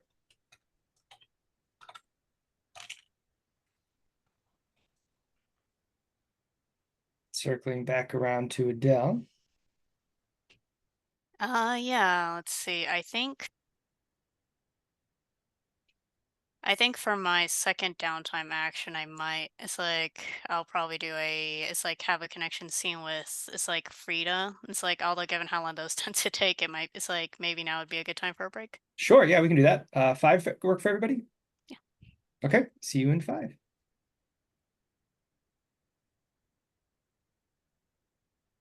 All right, I believe we left off with Adele and Frida making a connection. Yeah, it feels good with that, no? Let's see. I feel like this would have to take place at the hideout. We can treat it as sort of being tangential to the other scene that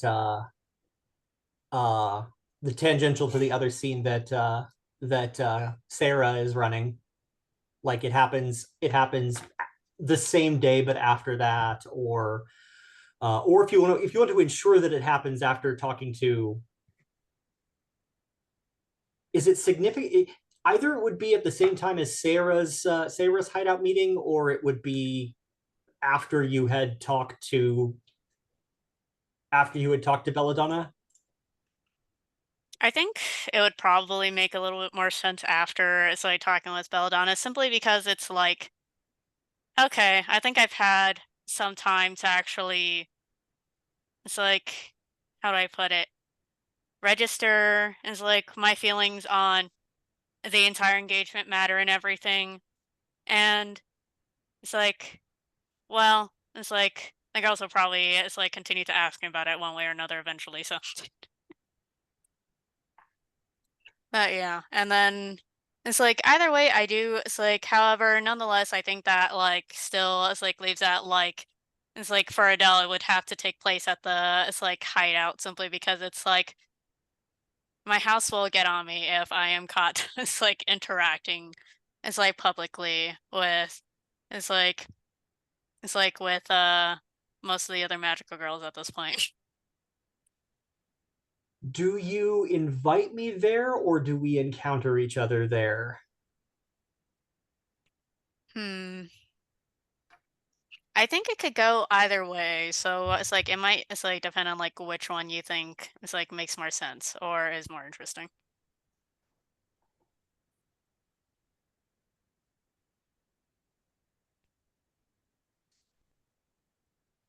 But yeah, I could see it's like Adele would probably it's like Adele might send it's like an invitation anonymously or otherwise, or maybe has it's like Sarah is like do it simply because it's like I don't know, it sounds like Sarah probably spends a decent amount of time in the hideout.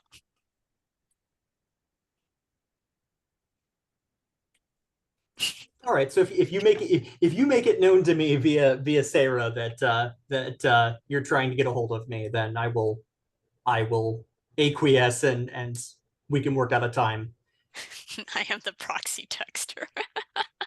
It's somebody's got to be. Yeah, either that or it's like somehow Lepus like is like or it's like I don't know, it's like does Lepus make a good delivery rabbit? But yeah. Oh yeah, like maybe like that thing of like puts like a little like message on Lepus's like ear. It's like, okay, Delta said to send this on to Freya. You go. What, couldn't you have just done this by text? No, nope. Freya said to send it over, and this is the way to do it, right? Go Lepus. Yeah, I'm examining Lepus and noticing how threadbare they are, and they're like, wait, what's stuck in your hat? What on earth? Yeah, I think either way, like however it's like Adele it's like reaches out to it's like Frida to meet up and everything. I think we like basically cut to it's like the hideout and everything. And it's like I think like Adele's is like once again like sitting before it's like a calamity board. It's like and I think it's like in the same arrangement as it was back it's like before them on the it's like day of the engagement and everything. It's like analyzing like the layout. It's like a little too intensely. Like there's like they're trying to it's like decrypt something and it's like within it, but it's like nonetheless.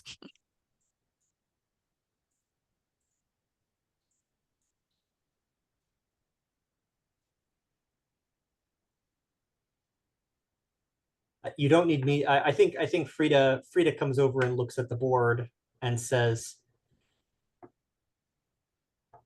"You don't need. I'm sure you don't need me to tell you that accepting that gambit's not a great plan." It's like well, it's like if you're it's like, well, if you're commenting that much, it's like I'm curious now, how would you it's like go about this situation?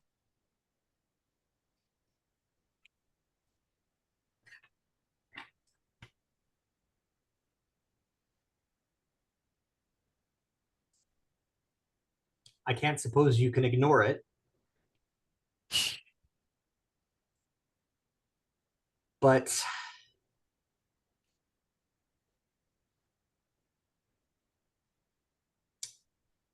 if you can develop around it and see if the piece stays hanging, or if the board changes in other ways. But of course, we're not talking about Calamity. No, well, it's like that wasn't it's like quite my plan, but that's it's like but anyways, I've been meaning to ask. You've been looking rather it's like frazzled. It's like granted that was the first time it's like I saw you after it's like a year or so. It's like I wouldn't know it's like what's been it's like going on or if you had a sudden change in style, but it's like I did wanted to ask nonetheless. Well, if I can't be safe here in the skybox, where else? If I look frazzled, it's because my family is embattled. I'm putting on a brave face, but it's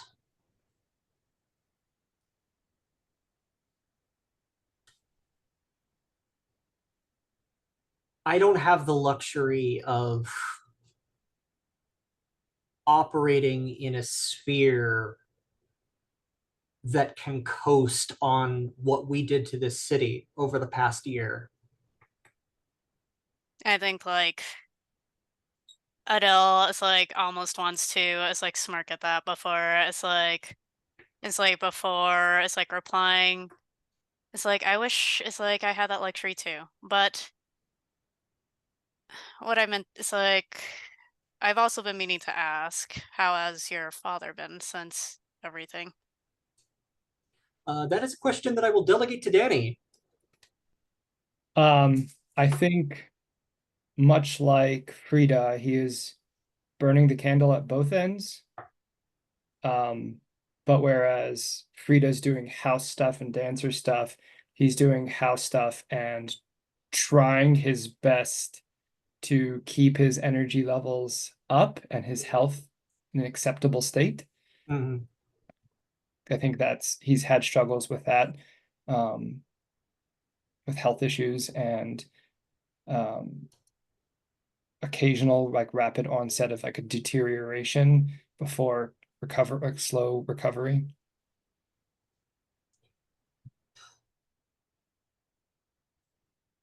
My father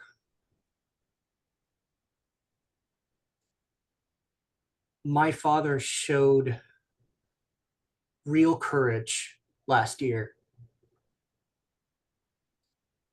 and he spent the year paying for it. He's still fighting. I'm still fighting, but honestly,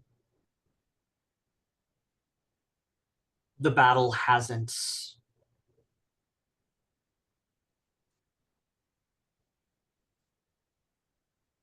The war is still very much in the war is very much still in swing. Do you imagine there's any hope for it's like any sort of end to this war?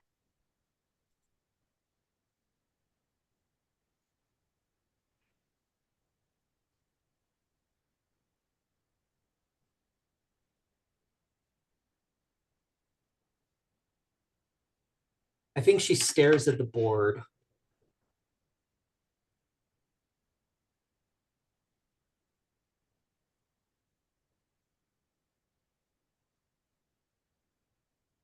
I would very much like that to be the case.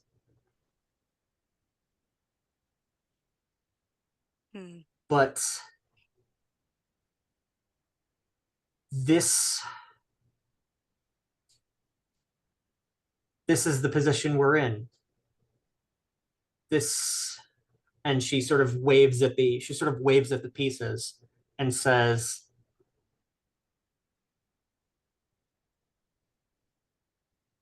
we put our enemies on the back foot, but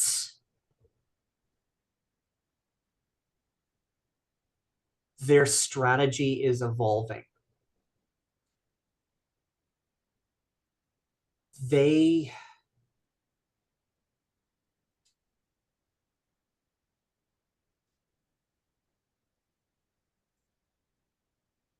as long as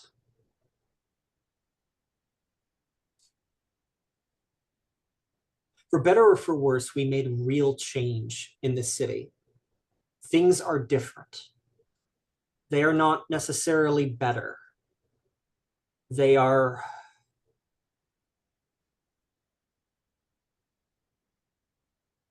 the state of play has changed. But we need to remember that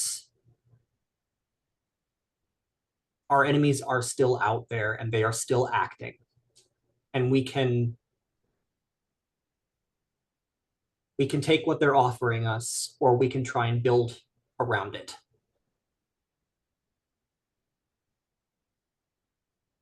Yes, I suppose so. It's like, well said. I Well, it's like, suppose we can't ignore it after all. have you been trying to?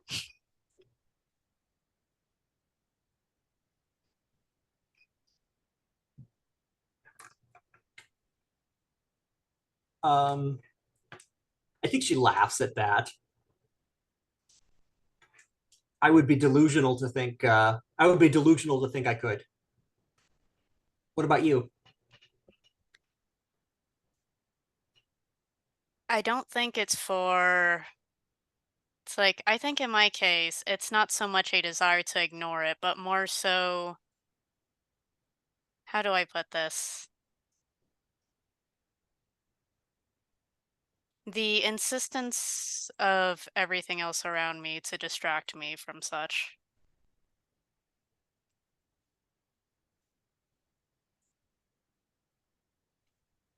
Or it's like to turn my attention away from it.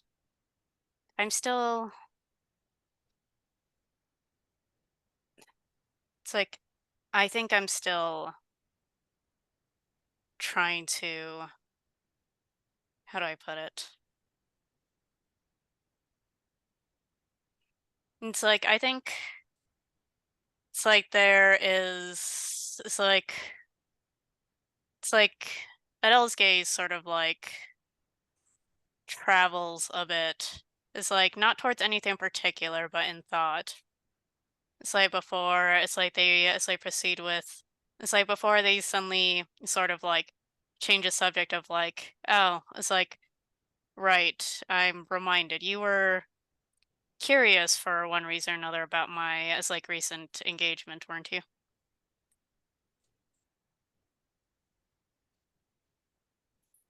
Well, it's like, I can't say it's necessarily exciting. It's simply another one of those. It's like inane. It's like arranged marriages. It's like upper nobles. It's like have to deal with. But I think I find myself concerned about it's like something regarding my fiance. I she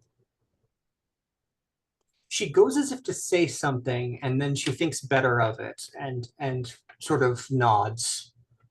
Yes, I know. I do mean besides being engaged to me. It's like As how does she how do they comport themselves as a member of House Phosphorus? I think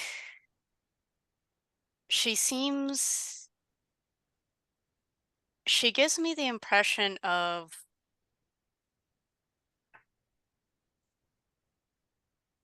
It's like, I think it's like they try to find the words. I think she gives me the impression of a trapped rabbit, so to speak. It's like it's like I tried talking with her, it's like recently, and how do I put it? It's like the restriction around it all was absolutely, it's like suffocating to the point that it's like I felt it's like I could it's like to the point that I felt like I could choke at any moment. But she gives me the impression that it might be a little bit worse for her. It's like whereas it's like at least I've been raised it's like knowing being made to know what to expect. This all seemed quite foisted upon her. It's like from nowhere. And I can't help but think that it's like this is an omen, so to speak. Well,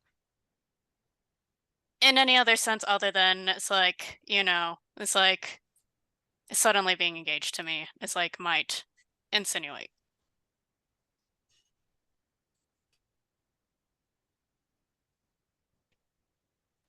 That and had we not it's like have previous portents regarding House Phosphorus.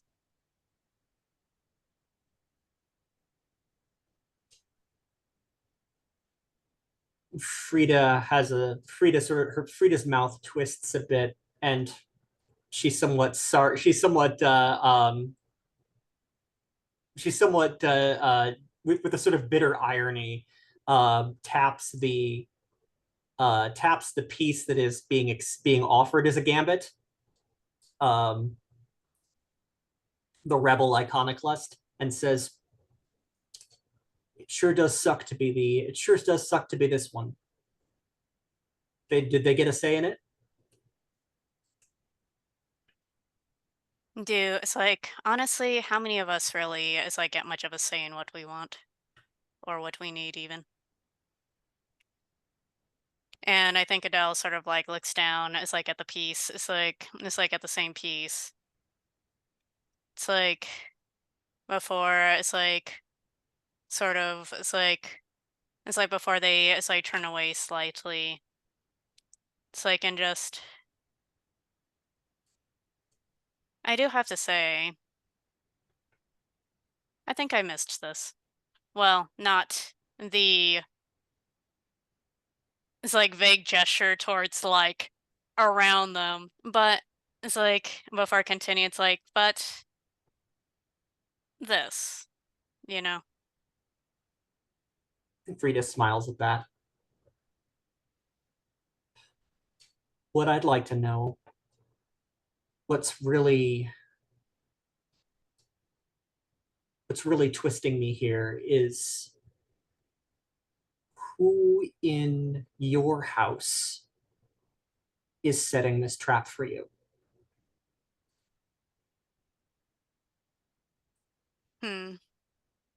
It's like, do you imagine it's anyone specific? It's like, frankly, frankly, I can't help but it's like identify any singular it's like person within my house. It's like frankly, the entire family feels like it's like a bear trap around my very self.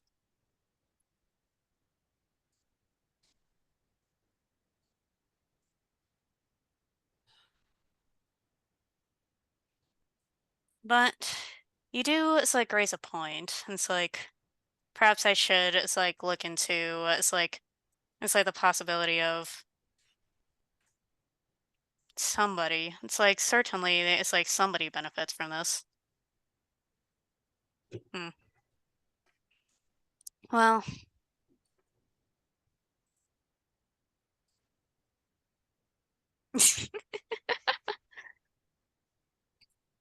I mean, clearly House Phosphorus has plenty to gain from being elevated by your house, and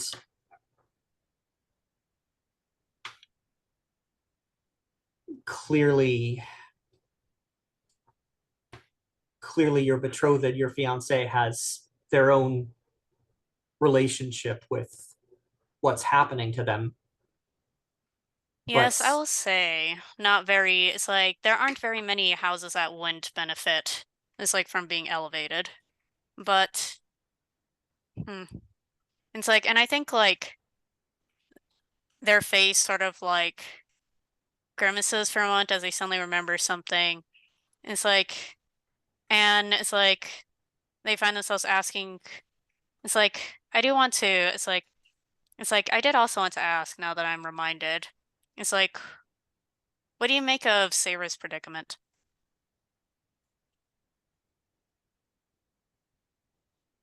I'd like to know where Regalia. I'd like to know where Regalia is. If Sarah's being groomed to be head of house, then one would assume, one would expect them to support her in that. And Regalia, I I thought better of her, at least after last year. So it's like your opinion of her has, it's like fallen again. It's like, I take it. That, or she's in trouble. Yes, I would. Well, I mean, I wouldn't want to wish, it's like her, it's like, I wouldn't want to wish trouble upon her, but I suppose it's like listening to, it's like hearing how it's like your father is struggling, it's like does make me ponder Regalia's situation. It's like in tandem. And I think I also worry for, it's like Sarah, it's like becoming more involved in, it's like the matters of nobility. It's like, I don't think I, it's like quite need to explain to you the, and it's like, I think for lack of a better word, like, they sort of, it's like make a vague gesture with their hand of like the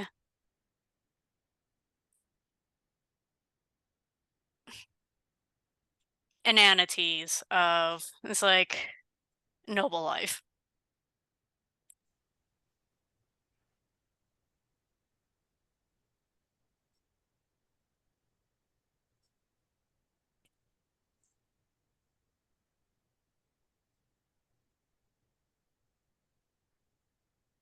If Regalia is out of action, if Regalia is missing or out of action, or has decided to take another stab at taking, or has decided to return to her previous practice of trying to put a blade through Sarah's chest, she's gonna need, Sarah's going to need some guidance. Do you think you'd be able to help her out? If I her would like house to, isn't stepping up. I would like to try, but I wish I could promise it's like more than what I can offer. But I think, I think what's most ominous to me is how much it's like trouble we, it's like, it seems to me that we are finding ourselves already having to contend with before we can even help each other. And that might be a good place to cut the scene. I think Frida thinks about that, and then she sort of restlessly moves her fingers and says, "Do you mind if I reset this? I don't want to play from this position." Yes. Did Frida enjoy this? I think Frida found it. Yes, I think Frida found it to be relieving that Adele is paying attention to this stuff. Nice. Adele, what action do you think this was? I think in some ways it was a touch of empathize. I It's can see like, that. yeah, because I think it was like, as much as like, oh, completely different, it's like it's like classes and everything, but it's like, damn, we're all really going through it, aren't we? Yeah, yeah, yeah. I like it. All right, 3 links. Nice. Fantastic. Okay. Wait, weren't you supposed to roll 2 dice? All right. I Yes. should roll the extra. I forgot. Just in case. I was staring at the empathize. It's like 1 pip. Got it. But Frida liked it. Yeah, still 3 links. Still free. Okay, so we have a few options here. We can cycle back around to you, Clarice, if you have another downtime activity that you would like to do, or if you want to hold off on that, then we have a few options. We can have all characters get together, talk about the current situation, and maybe try to figure out a mission, starting to narrow that down. Or if we have an idea of what mission we would like to do, we can kind of jump into the beginning of that. Or if none of that sounds appealing, we can cut it early. I think we can, it's like figure out what our possible mission options are. Yeah, I feel like we could probably at least get kind of have our characters kind of discuss what's so far been gathered, I think. And then see what Vega ends up discovering and just completely throw that out the window, but you know. I mean, with Vega's if Vega does an investigation, we might actually have something better to work off of right now. We only have 2 investigations and they both rolled really low.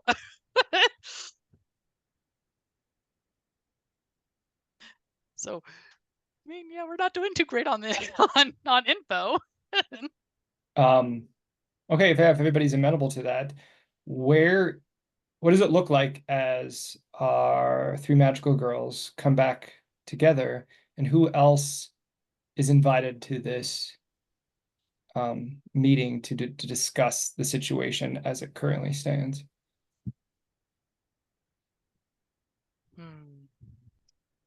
Yeah, like, do you think Ian or Marie might be involved in this, or possibly Rose? And the only reason I can say Marie's probably not going to be here is just because Marie kind of disappeared during my obligation. I still don't know what happened with Marie alongside Regali, so I don't think Marie's here just because Sarah at the moment is like, what happened? I don't know what happened. Does Sarah try to reach out to invite Marie, or is just like, nah? I think she would definitely at least like text Marie and be like, hey, are you okay? I'm at the hideout, just kind of chilling and everything. Like, I think me and my friends are going to meet up. If you wanted to join, but like, she's not sure if Marie will actually respond because she doesn't know what happened. Yeah, it says the message cannot be received. That's Oof. oh, okay. Just Sarah's heart just immediately dropping and everything. And yeah, I think Sarah, like, for the most part, like, is probably the first one at the hideout because yeah, she's just at a loss of what to do right now considering everything that's going on. So she's just I think she's just there, kind of just putting Lepus on their lap, kind of just playing with their ears and everything, and just the thing of like, Lepus is turned away from you with his little arms crossed, and he's not happy about it. Yeah, and she's like, just bear with me, okay? Things are not going great, like, and all with. I need to calm down. So but yeah, just feel like every moment time is running out. So thank you for being such a good little friend here. She literally is just using Lepus as a little bit of like a therapy animal right now. Well, she's waiting for everybody else, but the moment anybody comes in, she's just gonna like stop talking to Lepus and just like, oh yeah, hey everybody. I think eventually Lepus lets out a long sigh, and then eventually just kind of leans into it. I think that Sarah is just like, just has a little bit of a smile, like that, while still having the inner dread and just being like, and just that thing of like, just kind of whispering, thank you, Lepus. I think Frida tells Ian that the hideout is being used again, and if he needs a place, he has a standing invitation if he needs a place to retreat to. If he needs a place to get away from things, or to feel more secure, he is welcome to join me. I think Ian has a bag that's constantly packed full of art supplies. So as soon as he gets a chance, he can go out to like a garden or on top of a roof. And so he just immediately like goes and grabs that and is ready to follow Frida. All right. So there's no obligation to him. He doesn't need to contribute to the planning session, but as long as he feels safe here, he's welcome.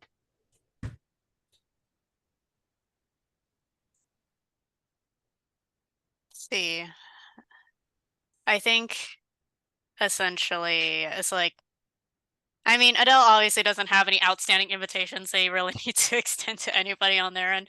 So I think it's mostly just to like,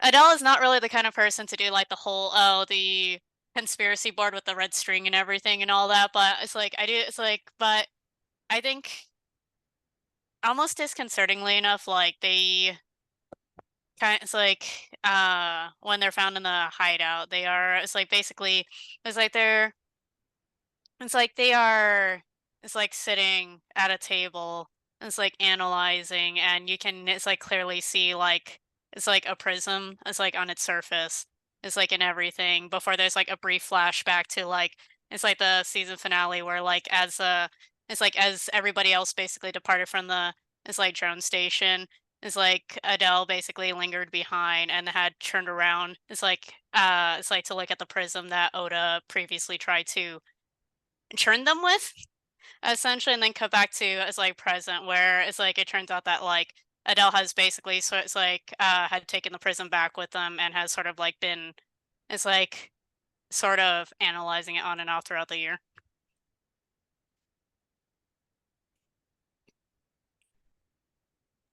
Just to follow up, you said that Adele had that in the hideout examining it. Yeah, I think it's like because I think we had like sort of established that each of the it's like magical girls basically do have like sort of like a private quarter or something for each of them in the hideout, and I think like basically it's like that's it's like where we it's like and I think like that's where they are. It's like sort of like it's like it's like trying to it's like analyze that, so trying to like perceive a secret through as like the prison and everything before they it's like I think they sort of like hear movement out in the it's like outside in the lobby and everything before getting up to join them.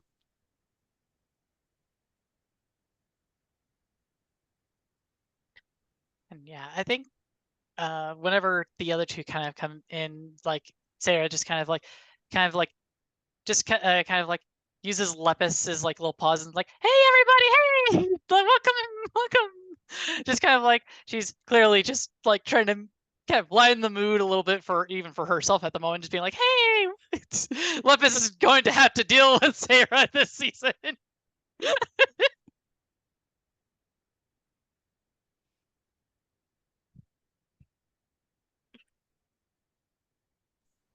Oh, you've missed this, haven't you? And it's not entirely clear if Frida is talking to Sarah or Lepus. I think as soon as the others enter, as soon as Sarah lets go, Lepus is off the lap and elsewhere. And she's just like,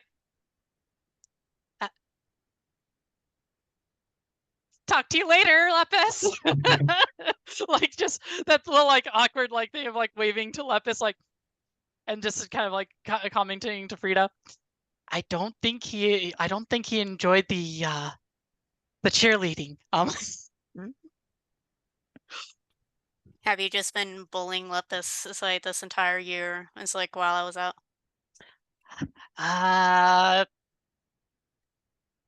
More like appreciating how soft he is.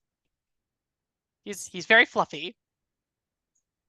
I don't think Lepus agrees though, probably. Well, it's like not quite what I had meant to ask, but I suppose I need to it's like no. It's like what leads or suspicions is like either of you have found so far? I haven't really been able to get around or do anything too much. The only thing I know is that I haven't seen Regalia and all today, but like that's probably not too surprising. Wait, is that normal? it shouldn't be normal for like kind of a meeting of the families. So no, I don't think so. But I also can't say that. I don't know how Regalia felt about that arranged hosting. So maybe they ran. I don't know. But then like I think the bigger thing that for me is like I've tried texting Marie and all I get is just yeah, the message isn't going through. So I haven't seen any of my family really. But Say, that's not really that's not that could be anything or something really bad. It doesn't really give too much to work off of. Sarah, your lack of synchronization regarding levels of urgency with the situations you describe is fascinating. I'm very urgent about it. The bigger thing is I don't even know where to start. Like, I mean, they disappeared on me this morning. I saw them for a brief bit, now they're gone, and for all I know, they got caught up in something and or whatever. Marie maybe be dealing with Regalia having some emotional issues and or something. I mean, Marie has been watching over Regalia a lot for me, so it could be just that. I don't know. I can't. I have nothing to work off of. What does anybody else have something that like gives us a clue of where to go or what to look for?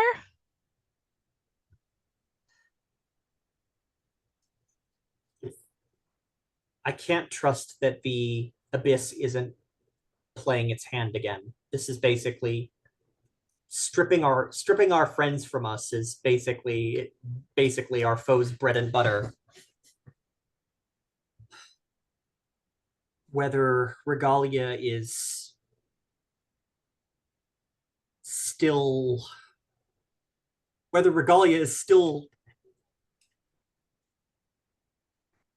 of a mind to be called your friend, probably best to give her the benefit of the doubt. But we know they've gone after Marie before. Yeah, I'm more concerned for Marie, but than Regalia. I mean, Regalia, she's a little bit. I feel like Regalia would hopefully have learned her lesson from last time. I'm at least hoping so. At least I'm hoping she would have had her guard up. Is anything any kind of issues going on in your neck of the woods, Frida? Is there anything that we can work off of from that?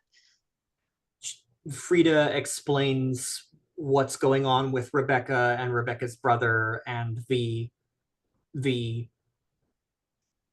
activist flavored vandalism cult that she seems to have fallen into. And I say, I can understand wanting to break the current status quo, but the way she looked, how hollow she was, I feel like she's being used up. I feel like whoever these people are, they're using her up, and I don't like it. That maybe if we follow her, we might find something there. Or maybe just see who's interacting with them. That might be something to work off of a little bit. What about you, Adele? Have you noticed anything or any kind of thing we can kind of work off of? Because right now, I think Frida's is the better of at least the two so far mentioned.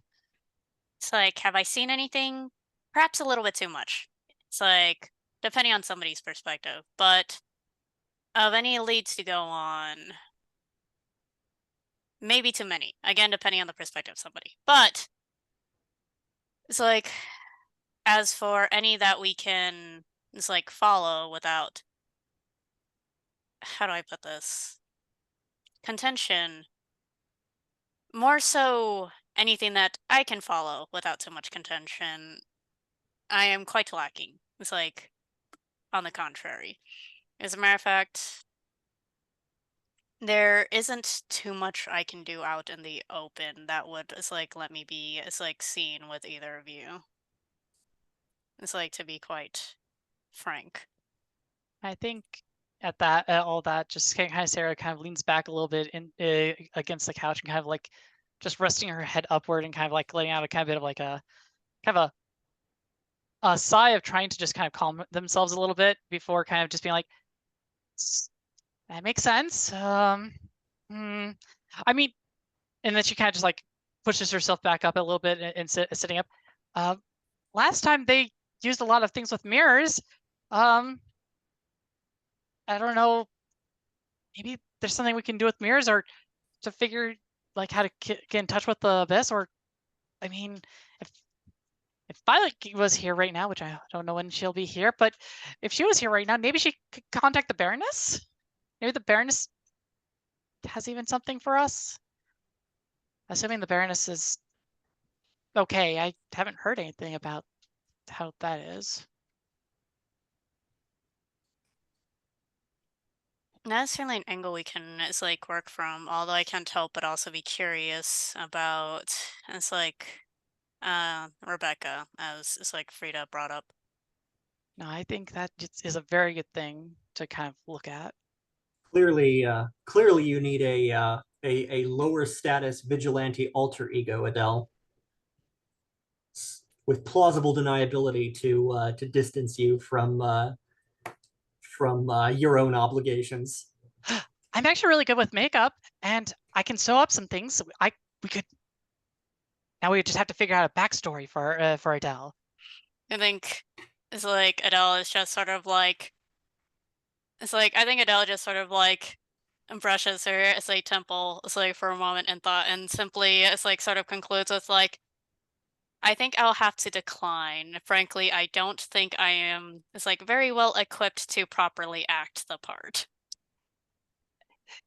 Every good actor has to start somewhere. And I don't think I'd want to start there.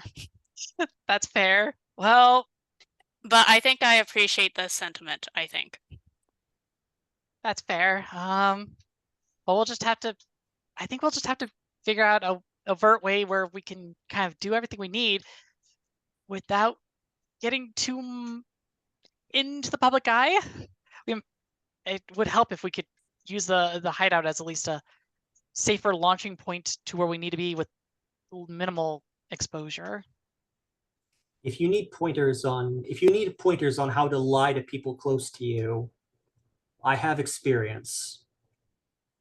Oh, I've been doing plenty of that throughout my life, but it does not quite ease up on the surveillance, so to speak. Or the supervision. It's like, as a matter of fact, ever since I've, it's like, not had to, it's like, deal with, it's like, Oda's watchful eye. It's like, unfortunately, that has only been, it's like, supplanted with, it's like, an even more insistent, and it's like, even nosier and even more incessant sort of, it's like a gesture. Well, frankly, the entirety of my house. That's what I'm referring to. And unfortunately, by extension, many of the, it's like plenty of, it's like, nobles in the other major houses who would love to, it's like, catch wind of any scandal. Yeah, that does complicate things quite a bit. So I think Adele and Frida, I think you guys are on the right track of just, I think Rebecca's our best option. Like, I mean, just like last time, Rebecca was kind of inadvertently targeted with their brother and all with like when we had to deal with that glassy dude with a mask. What was his name again? I think he called himself the Masked Marquis. But it wouldn't be out of the realm of possibility that the Abyss is targeting Rebecca again in some shape or form. I glance over to Ian when the Masked Marquis is mentioned to gauge his current comfort level with the discussion. It's almost like Ian doesn't even hear the mention. He has an easel out and a painting, and he's furiously painting away. Even at this stage, the shapes are beginning to take form, and I think we see like what looks like a forest, a dark forest setting, and then there is in the center, with its face looking at the viewer, is like a white stag. Oh, interesting. Okay. Um, yeah. And Sarah just kind of like hops up from for a moment from the couch. Is like, I'll let you guys think for a moment. I'm gonna check something. Maybe I can figure something out. I'll give you. I'll get back. If I think of something, I want to check my belongings, see if I have anything that might help me. Maybe I can find something that tells me where Marie is right now.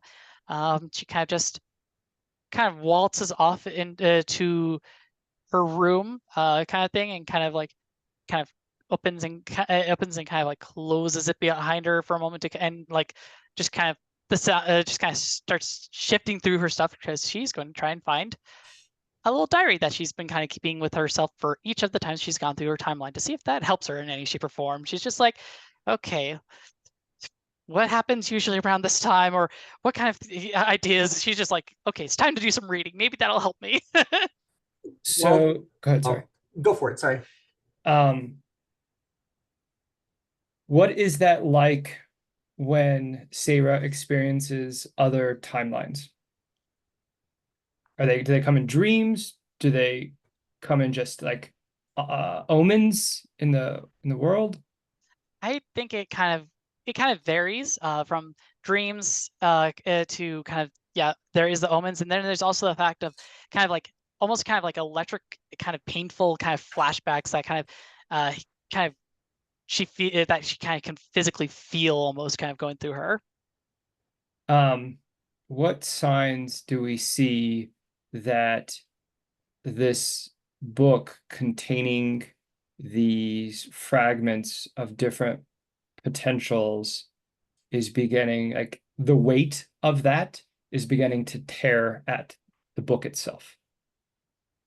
I think the way it is like what used to be kind of like a kind of like what started as like a kind of a nice like kind of like normal looking kind of diary when it first it kind of started out with the and everything, with like a lot of the kind of like nice binding and kind of very kind of pristine kind of gold trimmed kind of pages.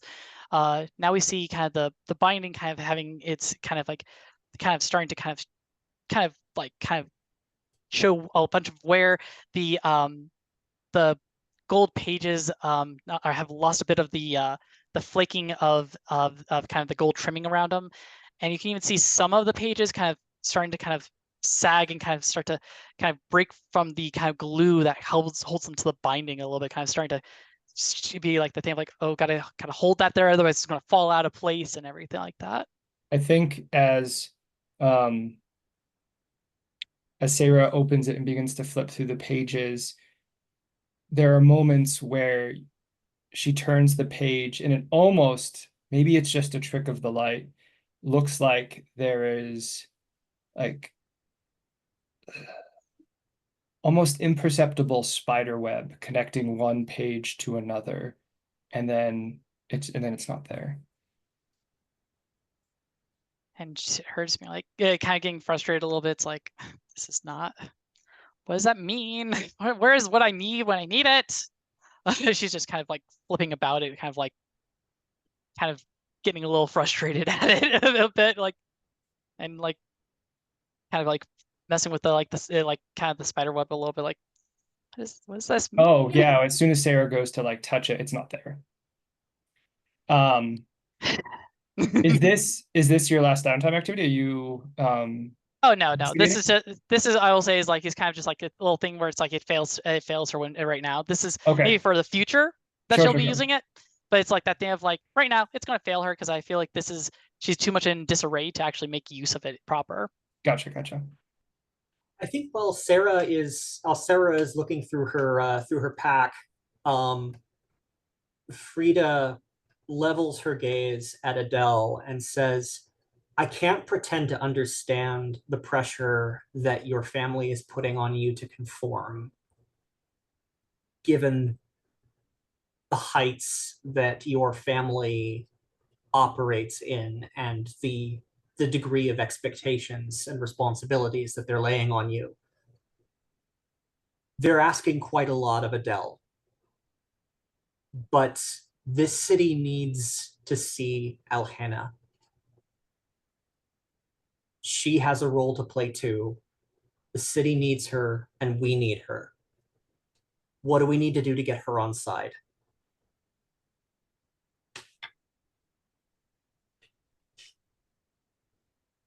Like, think it's like Adele goes, it's like silent for a moment.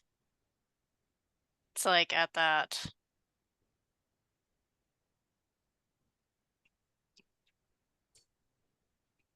And just, it's like,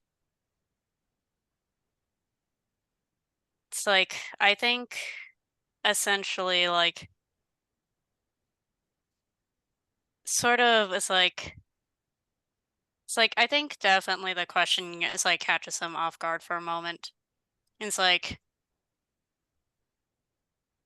and it's like before, it's like they sort of, it's like stand up from, it's like where they're sitting.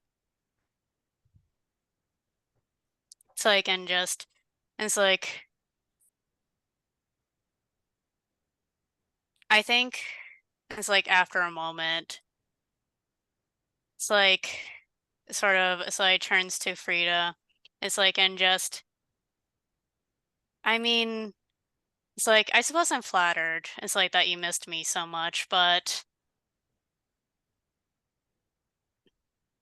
well, it's like, I guess it's like you do have a point, though.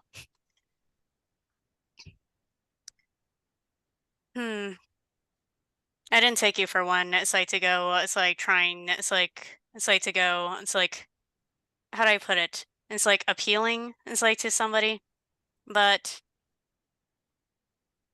no, it's like that's beside the point right now. What exactly are you, it's like trying to ask of me, though? It's like if, it's like you can clarify for me.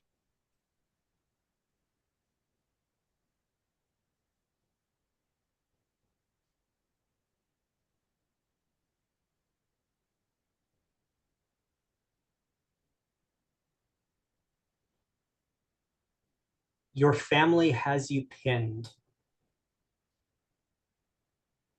And whether they are actively doing the Abyss's bidding or merely operating as well-meaning pawns with their own concerns,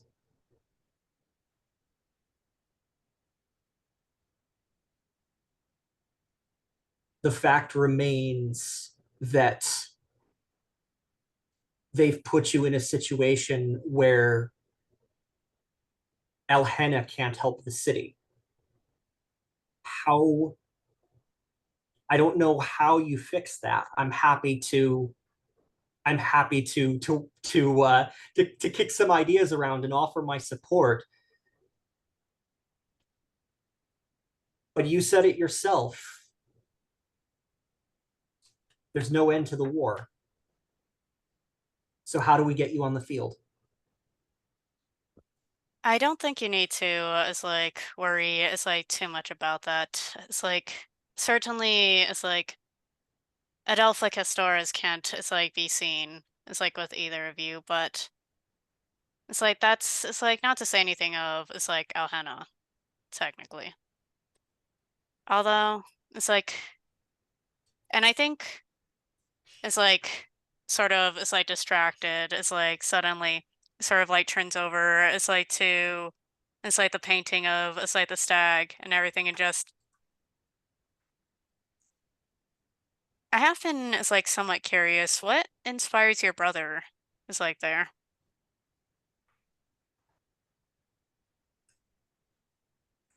I think at that point I will I will check in with Ian and if he is distractible, I will ask him what he's drawing and sort of what his process is here. If he's not distractible, I will shrug and say you'll have to ask him. You'll have to ask him after. Okay, I think this might be a good moment to end the session on. So I think Okay. you approach Ian, right? And his eyes are alight, and looking at the painting now as it's taken further form, there are the trees of the dark forest, but as they go to the edges, they turn more and more into like castle parapets and towers. And looming behind them is like blues and blacks, very dark abyssal colors, and the white stag in the center. And he's got the brush out and he's just drawing down as there's like blood gushing out of its throat. And I think, you in like a half-hearted way, I imagine you'd have to check in with him about his. Yeah. Okay. So I think I see this and I look up at Adele and say, maybe we should ask him. Yeah, I think it's like, yeah, you understand why I was curious now. I think while that all happens, like, and that little conversation, door like slams open, like big mess in Sarah's room that has no explanation whatsoever, like, and everything. Just saying, like, I can't find anything. What do you guys got? Ominous imagery. Are we cool with ending there? Okay. All right, we can move on to stars and wishes. I really enjoyed all of so star to everybody for all of the connection scenes and the big discussion at the end. The initial meeting brought everybody together. That felt like old friends meeting. That was great. I enjoyed that. Also, the discussion between Adele and Frida, I thought really added some gravity to the situation. That was very poignant. And then at the end, as everything was like, okay, well, things are stacked up already. What the hell are we going to do? That was fun. Star to Adele for it really feels like this season Adele is wearing their power, like their political power, more forcefully. Like, yo, nobles, get out of my way. I've got things to get to. It felt like there was quite a bit of that. I'm excited to see hopefully some more of that too. Star to Sarah for being apparently the party planner. Like not only about, the party in the normal world, but also like party for your friends.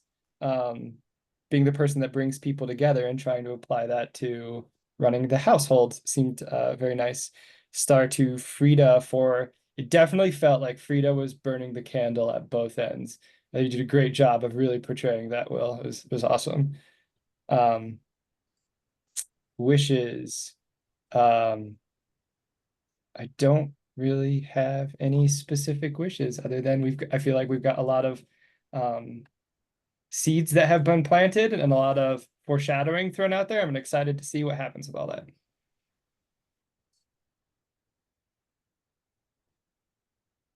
I can go next. Yeah, similarly, it's like stars to everybody. It's like feel like this one, it's like I felt like this session definitely sort of like set a lot of the darker and more dreadful tone. It's like so far of like everybody coming together, and it's like, hey, just like old times and everything, but also, oh my God, what has been going on this past year?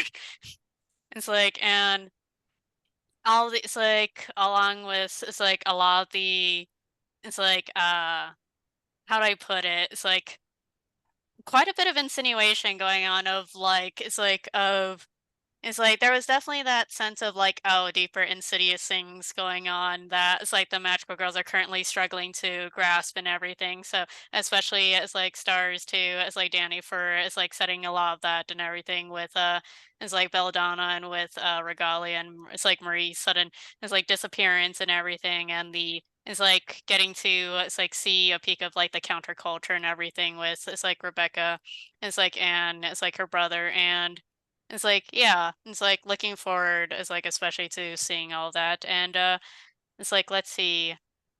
I suppose with wishes, I guess too, it's like see it's like what we see of it's like Violet side of things since the it's like time skip and all and how that looks for them.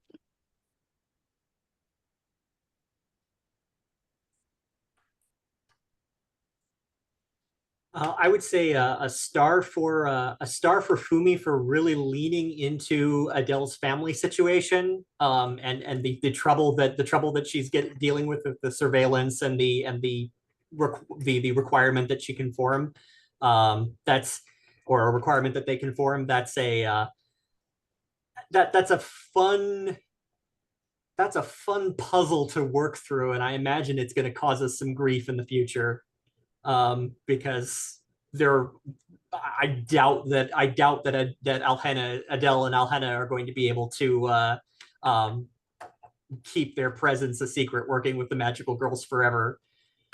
Clarice, the gift giving sequence was just, I was gobsmacked by the degree to which Sarah was reinviting and sort of reconstructing the group with that whole scene. And I'm delighted to. I one wish for the future is I'm looking forward to seeing what gift Sarah gives Vega, or slash Violet. And Danny, you make it very. It's always very nervous when people go missing in this game or become uncontactable. And I love how you've just been pulling, turning up the, leaning into the as Fumi said, the darker nature of this season a little bit more. Really feels like the Abyss has tempo on us. Like we've been wrong-footed and they've taken several moves and there's just too much on the board for us. Everything is like I almost had Frida say everything is urgent because that's really how it felt. And I like that. I like that energy. And as far as wishes go, I'm very curious to see what's going on with the white stag. I don't recognize that symbolism, but boy howdy, there's going to be some fun stuff there. So stars to just once again. I think once again, as everybody was saying, love the tone setting and the kind of setting of the entire what is about to kind of be occurring for our characters. Danny loved how kind of we've already got a kind of a what feels like a kind of a fun kind of traction to where things are going in the story.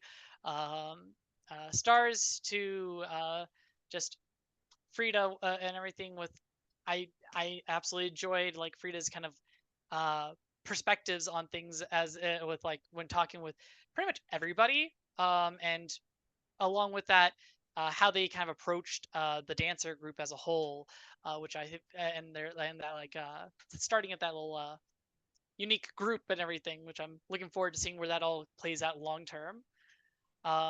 And then like stars for like Adele kind of one being like, I'm going to scope out the situation with this person who has now been kind of made my betrothed and everything, and kind of scope out further into what's actually going on here, which I found like was kind of fun, like kind of taking of action, and along with Adele's kind of conversation with Frida on just all avenues of like how things are going and all, kind of checking in on both friends that they've at least talked with today with Frida and what's their opinion of the situation there, and also Frida offering yet again their kind of perspective of Adele's situation, which I felt was like just a lot of fun, kind of seeing that kind of interplaying of kind of connection.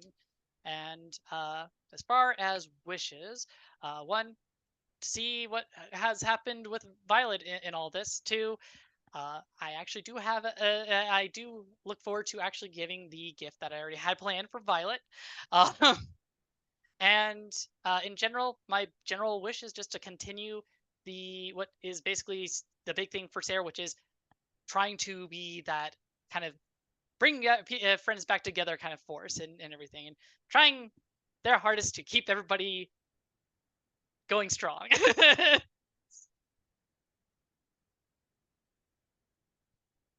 Aggressively so.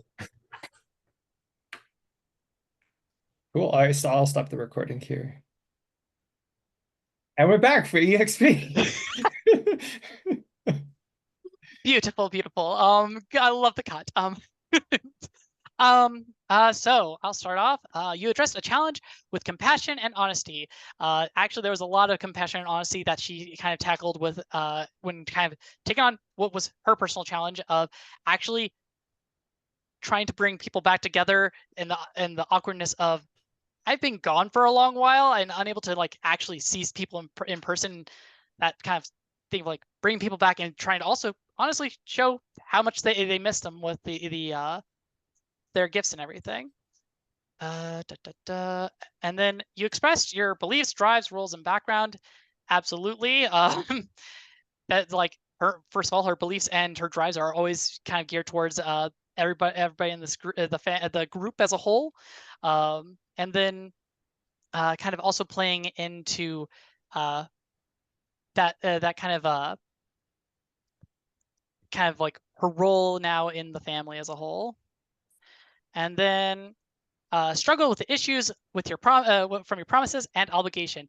Yes to both. One, there's a lot of struggle in just trying to actually be like, I'm going into the foray of something I'm not really equipped to do, and having the unfortunate thing of Regalia just leaving me at the most critical moment right now. Where's my advisor? And then Marie's gone, and I'm like, okay, well, now my support group is completely gone. What's happened?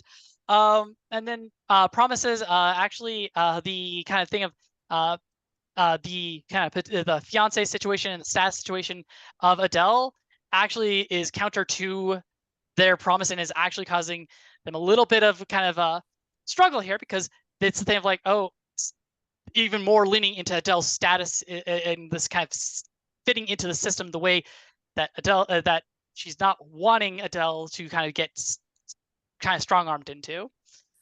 And then along with that, we had the embodied or eclipse or display the contents of your heart. Definitely did a lot of the displaying of contents of my heart, especially from the gifts to even just my moments with Lepus and just kind of using Lepus as my therapy animal.